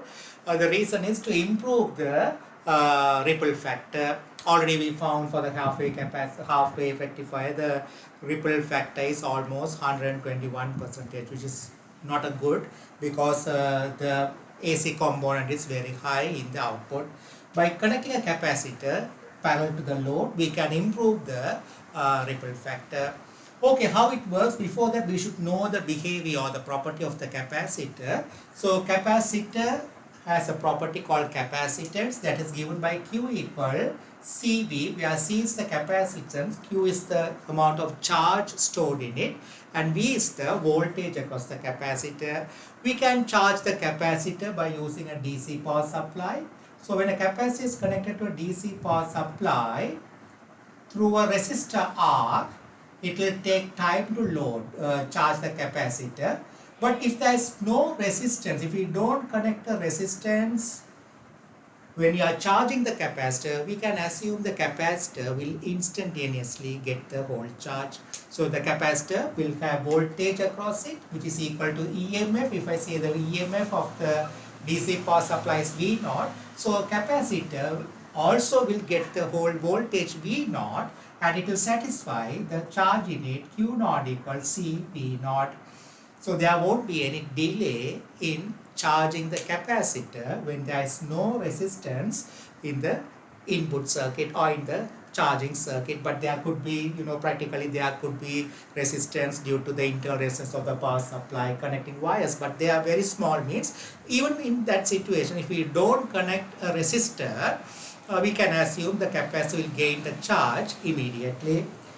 So a capacitor can behave like a like a battery, or it can discharge it through a component which has resistance. So when we think about discharging a capacitor, the amount of discharge or the rate of discharge depends on the resistance as well as the capacitance. So if I say the capacitance is C, and initially the voltage across it is V0, what will happen? The capacitor will lose its charge through the resistance, and there will be current flow through it. If I say initially the voltage across the capacitor is V0, and later at time t the voltage becomes V1, how V1 and V0 are related to each other in terms of time? We need it, that equation here. So anyway, normally you learn that in A-level classes, but anyway I'll derive the equation for that. So I can say if I use the Kirchhoff's second law, and at a time t, if the current flow through the resistor is I, the voltage across the resistor VR is equal to IR. So I can say VR plus VC equal to 0, because there is no power supply except the capacitor and the resistor. There is no other power supply. So VR plus VC in a closed loop, there is no EMF, so equal to 0. So I can say VR is equal to minus VC. VR is equal to IR. VC, I told that Q equal CV. So VC, the voltage of the capacitor, equal Q over C. What's the meaning of this equation? At an instant, at time t, at a particular instant, the charge stored in the capacitor is Q, and the current flow through the resistor at that instant, current flow is I. So the current flow is due to the loss of charge from the capacitor. Capacitor is losing its charge. The charge that flowing out of the capacitor is the reason for the current flow through the resistor. So at time t, the charge of the capacitor is Q, if I say, and at that moment the current flow through the resistor is I, means I is due to the amount of charge lost in the capacitor at that instant. So I can say the amount of charge lost over time, I equal dq over dt, rate of flow of charge, where q is the amount of charge lost from the capacitor at that moment, is the current, into R equal q over C. So capacitor, I told initially it had a voltage V0, late at time t, its voltage is dropping to V1 means the charge according to Q equals CV. When the voltage was V0, the charge was Q0. When the voltage becomes V1, the charge will become Q1. The charge of the capacitor also will drop. Okay, so I am going to integrate it in terms of like this. So I can continue this equation like uh, so the charge is dropping. There's a continuous variation of charge from Q0 to Q1.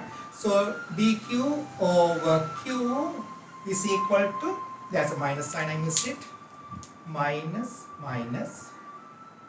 this minus sign should continue here. So dq over q is equal to minus 1 over RC dt. Okay, so that means initially when the time 0, the amount of charge in the capacitor is Q0. Late at time t, the charge in the capacitor becomes Q1. The capacitor is losing the charge. So this will be ln q, if you integrate ln q, that is natural logarithm q, with the limit Q0 to Q1 is equal to minus 1 over RC t with the limits 0 to t. So it's going to be ln Q1 minus ln Q0 equal minus T over RC. So this will be ln Q1 over Q0 equal minus T over RC. So take inverse log of natural logarithm. Q1 over Q0 equal e to the power minus T over RC.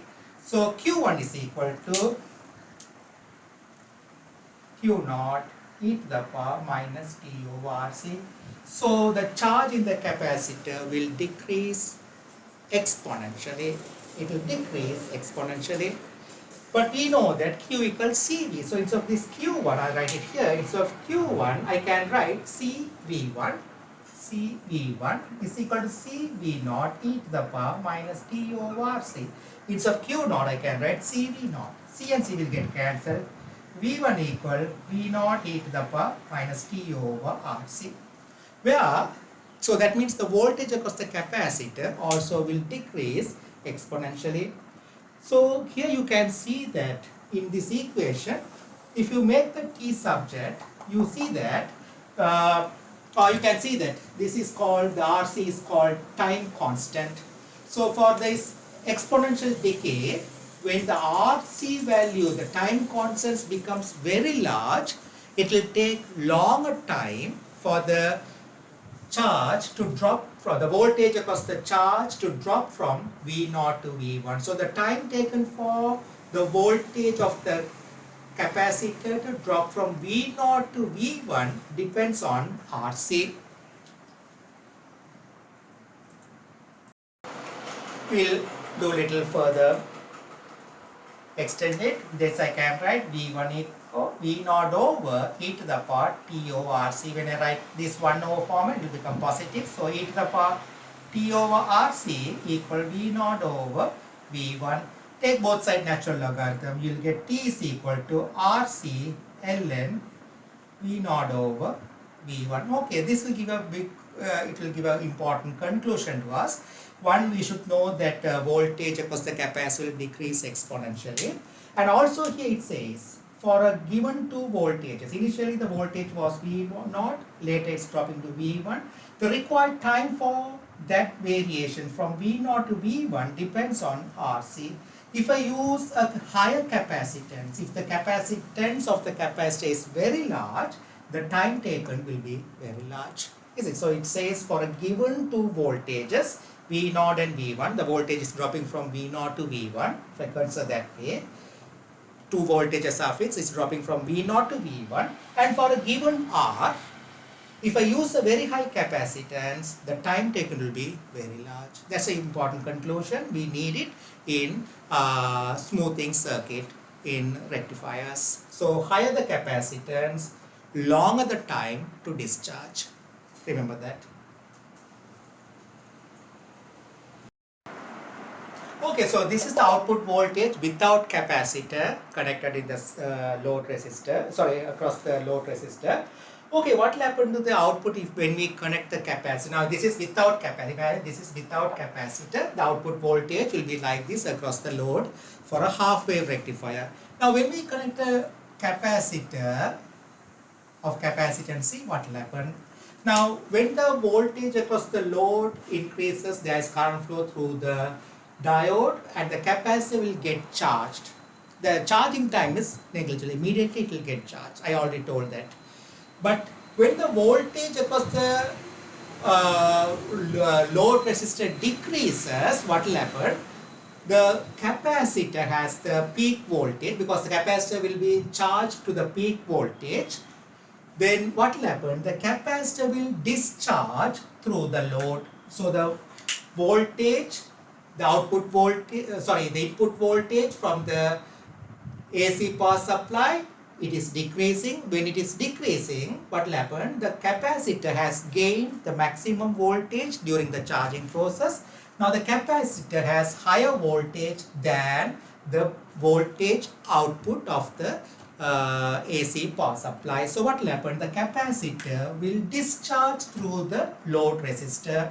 So you know that the exponential decay, the graph is like this. Normally for a capacitor, the voltage time graph will be exponential like this.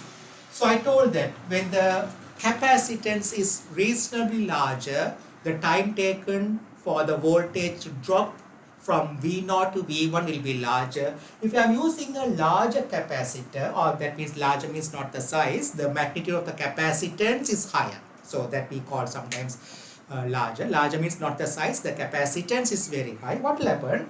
It will take longer time to drop from V0, say this is V0 to V1. So that means it looks like a straight line because it takes longer time. Means it might be something like this. It might take longer time. Means in a portion when we consider, it looks like a straight line. So what will happen? Capacitor will discharge. If I am using a larger value of capacitance, it will take longer time to discharge. So it will look like almost a straight line. And also, the time taken for it to discharge from V0 to V1, that time is much large. RC is called time constant. Its unit is seconds. When you solve it, I am not going to do it. The unit of RC is seconds. So if the value of RC is greater than the period of the AC power supply, what will happen? Before it discharges to zero, or when it discharges a little bit of amount, the next cycle of the charging process will happen. So the voltage output will become like this. The capacitor is getting charged and the voltage across the load also increasing. Now voltage of the output of the AC power supply is decreasing, so the capacitor will discharge like this, then again increase. So this is going to be the charging time of the capacitor. This is the time for charging of the capacitor. I can call T1 or TC charging. TC is the charging time. So this is the time period. So this is the time period of the of the AC signal. This is the time period of the AC signal.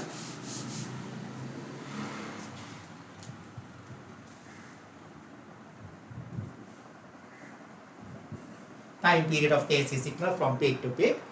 This is the charging time. Normally the charging time is very small. I can say TC very much smaller than the period of the AC signal.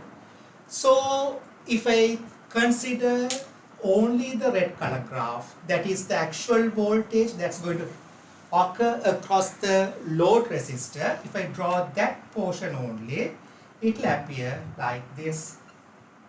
So there will be a voltage before that also, is it coming like this. So if I consider from this time, yeah, it will look like this way.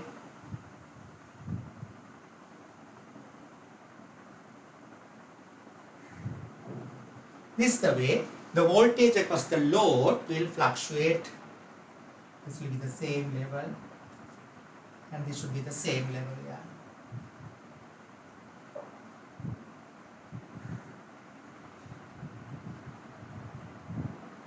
So this will be V1, sorry, this will be V0, this will be V1.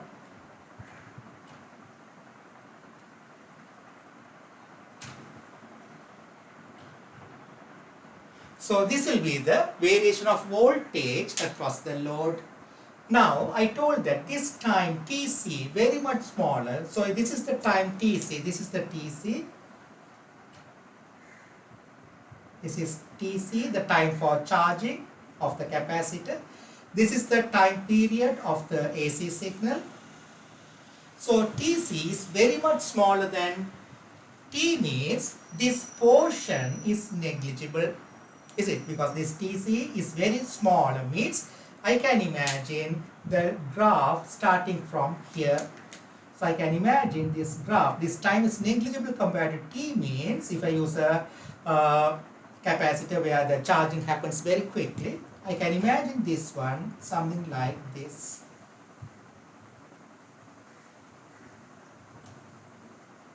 That means the output voltage across the load has a variation, that is AC component, which has a shape of sawtooth wave, not a sinusoidal wave. That is a sawtooth variation in the load resistance when we consider the charging time is much smaller compared to time period of the AC signal. Normally it's very small, charging happens instantaneously. So the output voltage will have a ripple or the fluctuation, that is the AC component of the rectified voltage across the load. That will be not a sinusoidal shape, that will be a sawtooth shape. So that's going to be a sawtooth wave. The rectified voltage across the load resistor will be a sawtooth wave.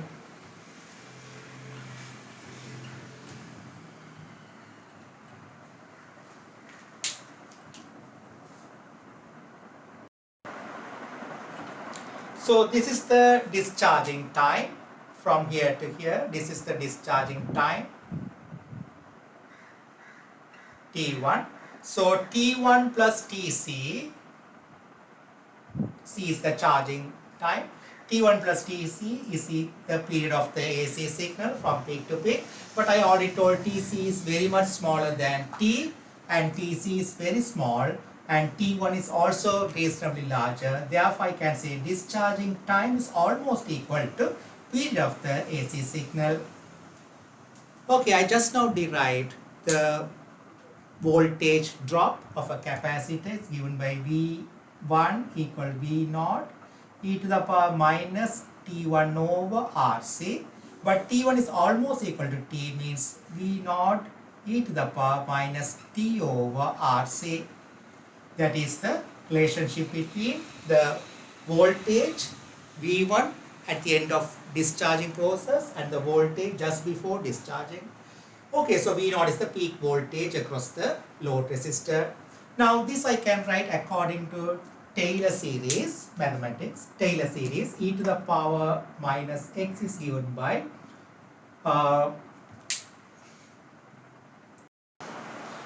is given by 1 minus x over 1 factorial plus x squared over 2 factorial minus x cube over 3 factorial and so on. That's the Taylor series. So we know that, I already told that the RC, the time constant RC, the capacitance, we are using a much larger capacitor. Therefore, RC is much larger than T, means T over RC is very small. So according to Taylor series, I can write this V0, or I can say, yeah, V1 over V0 equal 1 minus T over RC plus T over RC all things squared over 2 factorial and so on. But this value is very small. T over RC, I told that RC very much larger than t.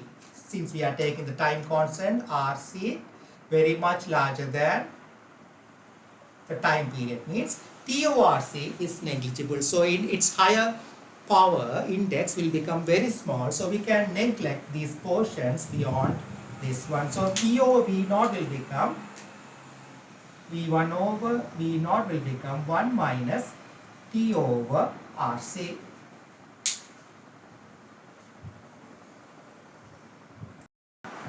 So if you operate further, V1 over V naught equal 1 minus T over RC, that is V1 equal V naught minus V naught T over RC. So that means V naught minus V1 equal V naught T over RC. So V naught minus V1 is the peak to peak voltage of the AC component across the load resistor. You know, this is the output across the load resistor, which has a fluctuation or AC component in the form of sawtooth wave. So it's peak to peak, V0 to V1, peak to peak voltage V0 and V1. So V0 minus V1 is the ripple across the maximum to minimum. V0 minus V1 is V0 T over RC, where T is the period of the AC input voltage, but we know that T equal 1 over F. So V0 minus V1, that I can call peak to peak voltage of the load, VPT, peak to peak of the load resistor, voltage across the load resistor is equal to V0 over RFC. R instead of T I can put 1 over F RFC. So peak to peak voltage will be V0 over RFC for the load resistor.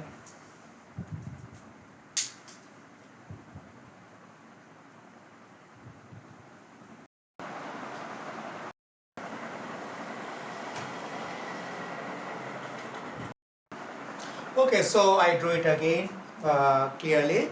So this is the AC, now this red color graph or the wave pattern shows the voltage variation across the load resistor when there is capacitor for half wave rectifier. It's a sawtooth wave pattern, and already I derived that the V peak to peak is equal to V0 minus V1, and that is equal to, we got it, that is equal to V0 over RFC. I just now derived it. Okay, so to get the ripple factor, I need to know the RMS value of the AC component and also the DC component. Yeah. So for that, okay, so the capacitor is discharging. During the discharging, the voltage is dropping across the capacitor from V0 to V1. So during that time, the amount of charge lost by the capacitor, we can say dq. So I can say just before discharge, the capacitor has charge Q0, that is CV0. At the end of the discharging process, the capacitor has a charge Q1, that is CV1. So the amount of discharge is Q0 minus Q1. Q0 minus Q1 is the amount of discharge, that is C into V0 minus V1. That is Q0 minus Q1, I can say dq, the amount of charge lost by the capacitor is Q0 minus Q1, that is dq is equal to C. V0 minus V1 is V peak to peak. Okay, so due to this amount of charge lost, there is a current flow through the load resistor, that is that is DC current, the average current. So I can say the average current flown through the resistor during time t, I is equal to dq over t. That current is a DC current that is flowing through the resistor. The load resistor is a DC current. So I can say IDC equal dq over t. So I can say dq is equal to IDC times t.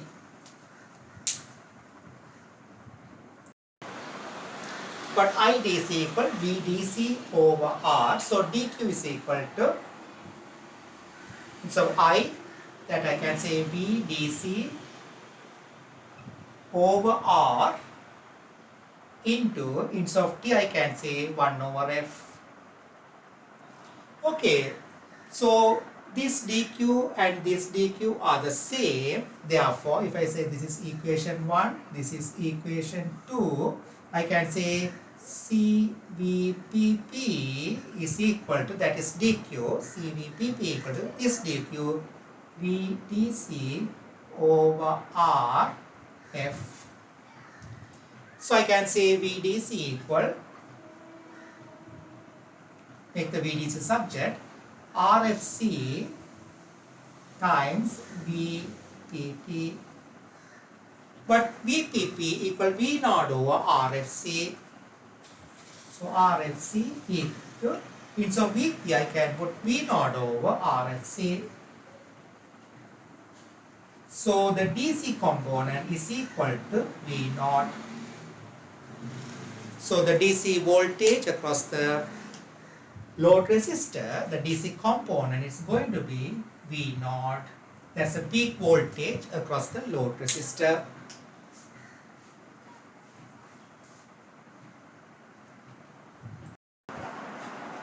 Okay, so here this is the DC component of the output voltage across the load resistor. This is the AC component across the load resistor. So the amplitude of the load resistor, amplitude across the load resistor is given by V peak to peak divided by 2. That's going to be V naught over 2R FC for square wave, sawtooth wave. Okay, now we need to find the RMS value for a sawtooth wave. What could be the RMS value? So we'll think about separately. We'll think about a sawtooth wave for its shape. What could be the RMS value? We will find it from the basic definition. So here VDC is the DC component across the load resistor, that is equal to V naught. I derived V naught is the peak voltage across the load. Okay, so this shape of sawtooth wave, we are going to find the RMS value. So its amplitude is Vm. So I need a equation for to find the RMS value. Earlier we used the equation when it is a sinusoidal wave, V equal V naught sin omega t. But like that we don't have any equation, we will derive and get it. Okay, so how can we derive it? So I'll get an equation. So it's a repeated value. You can see the shape is repeated again and again. This is the amplitude, Vm is the amplitude. So I'll find the equation for one period because it's a periodic function. So if I find the RMS value for one period, that will be the same for the whole wave. So I'll find the equation. So the gradient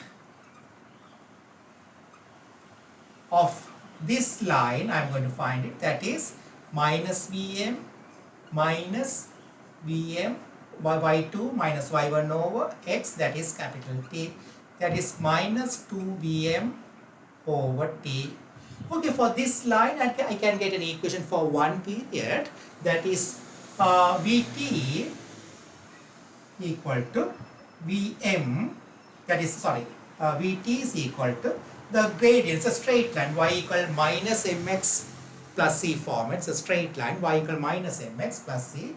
So the gradient is m, that is minus 2Vm over t into t. T is the variable, minus 2Vm over v plus the intercept point is Vm. We'll check it whether this equation is valid for the first period. If I put t equals 0, I'll get Vt equal Vm. Yes, t equals 0, Vm. When I put t equal capital T, it will become minus 2Vm. This capital T and T will get cancelled. It's minus 2Vm plus Vm minus Vm. Yes, this equation is correct. Okay, according to the definition of RMS value of this wave format, that is given by 1 over t integral of Vt dt squared square root, is it? That's the equation for RMS value. So that's going to be square root, or I can put half 1 over t, integral of 0 to t, the limit 0 to t, instead of vt squared, I should substitute this one, that is minus 2 pm over t plus vm all things squared dt to the power of half. Yeah, so I need to proceed with this one. So that's going to be RMS is going to be 1 over t. We'll expand this one, integral of 0 to t. That is going to be 4 vm squared over t squared. 4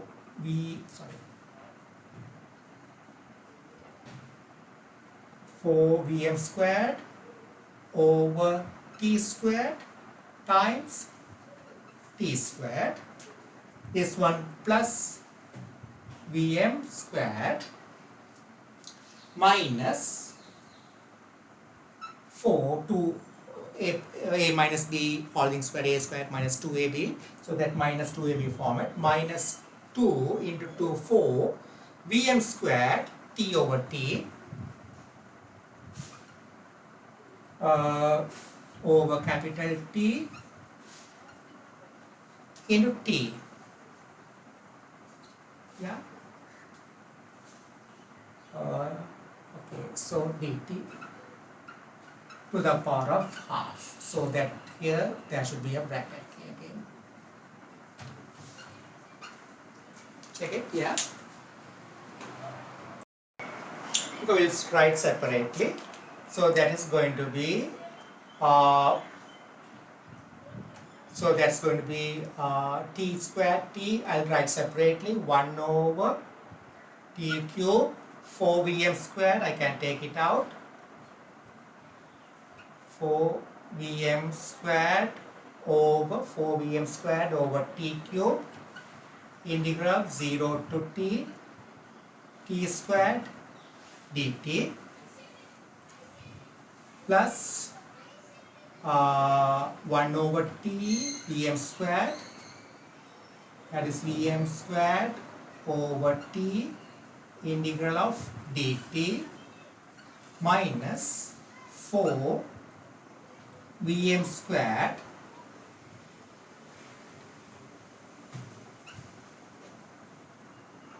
over t integral of 0 to t dt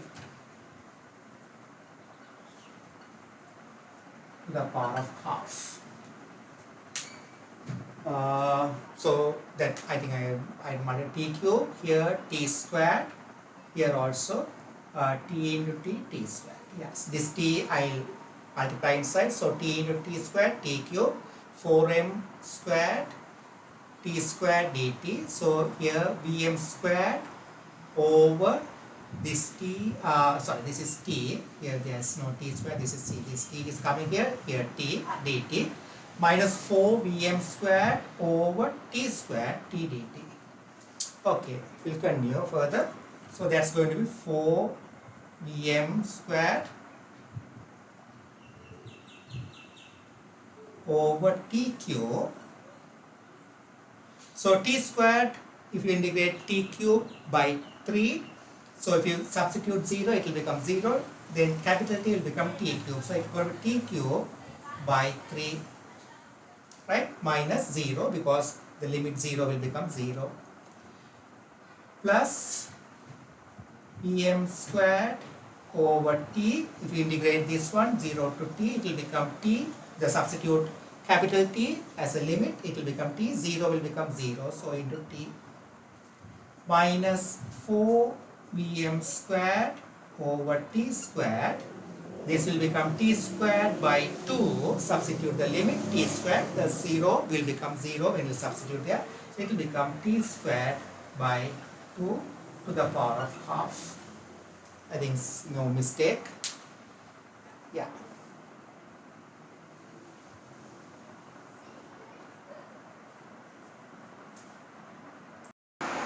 Okay, we'll continue this one. So t cube will get cancelled, so it will become 4 Vm squared over 3. T and T will get cancelled, Vm squared minus T squared will get 2 Vm squared to the power of half. So solve it. Vm squared minus 2 Vm squared, there will be minus Vm squared. So here 3 cross multiply 4 Vm squared minus 3 Vm squared, then it will become Vm squared over 3 to the power of half. That means RMS value of a sawtooth wave is given by the RMS of a sawtooth wave is given by Vm, that is the peak value divided by square root 3. That's important for us. In this conclusion, the RMS value of a sawtooth wave is given by the peak divided by root 3. Okay, so I'm going to use that here. So Vrms equal peak over root 3. We know the peak, that is the amplitude, V naught over 2R Fc.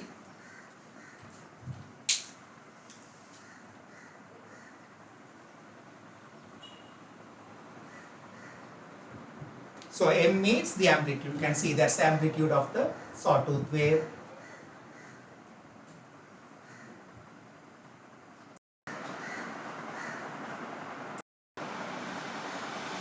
Okay, so we know that the ripple factor is defined as RMS value of AC component, AC output over DC component of the output. So we know the RMS value, Vrms equal V amplitude over root 3. So that is V amplitude. We know the amplitude V naught over 2RFC. So I'll put that way, Vm over root 3 over VDC equal to V naught. But we know the amplitude V naught over 2RFC.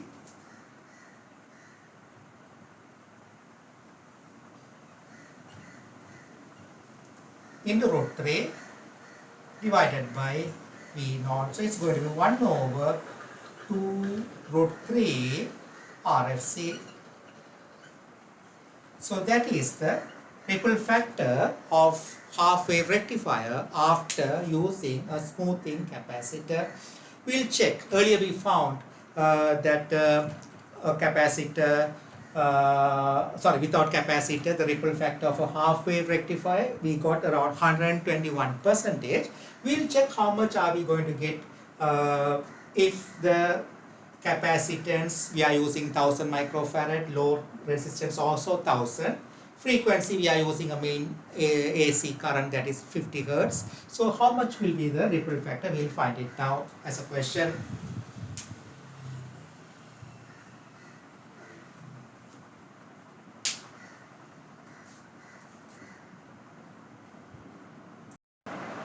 Okay, so we'll answer this simple question to check how this capacitance helps to reduce the ripple factor. Okay, so these are the data given. Resistance of the load 200 ohms, capacitance 1000 microfarad, frequency of the input voltage 50 Hertz. Okay, so we know the ripple factor, we got it now, 2 root 3 RFC. So the into 100% we can give it in 100%. So 1 over 2 root 3, resistance of the load resistor 200, frequency 50, and the capacitance 1000 microfarad into 100%. Solve it, you will get the new ripple factor after connecting the smoothing capacitor. Yeah, it becomes 2.90%. So you can see that earlier it was 121%, the ripple factor without capacitor. After connecting the capacitor, ripple factor has dropped to 2.90. There's a much greater improvement in the output. It has become more DC compared to earlier. Okay, same way you can derive the ripple factor for full wave rectifier with capacitor. You will get 1 over here 2 RFC, 2 root 3, you will get 4 root 3, same approach RFC. If you are interested, you can try that same format, you will get it, same approach, but only the wave shape slightly changes because the time factor slightly changes. Okay, so I hope you understood all these things. That's the end of rectifiers. In the next video, I'll do few questions related to these rectifiers, and then I'll go to the next topic, that is the transistors. Okay, I hope you understood. Bye.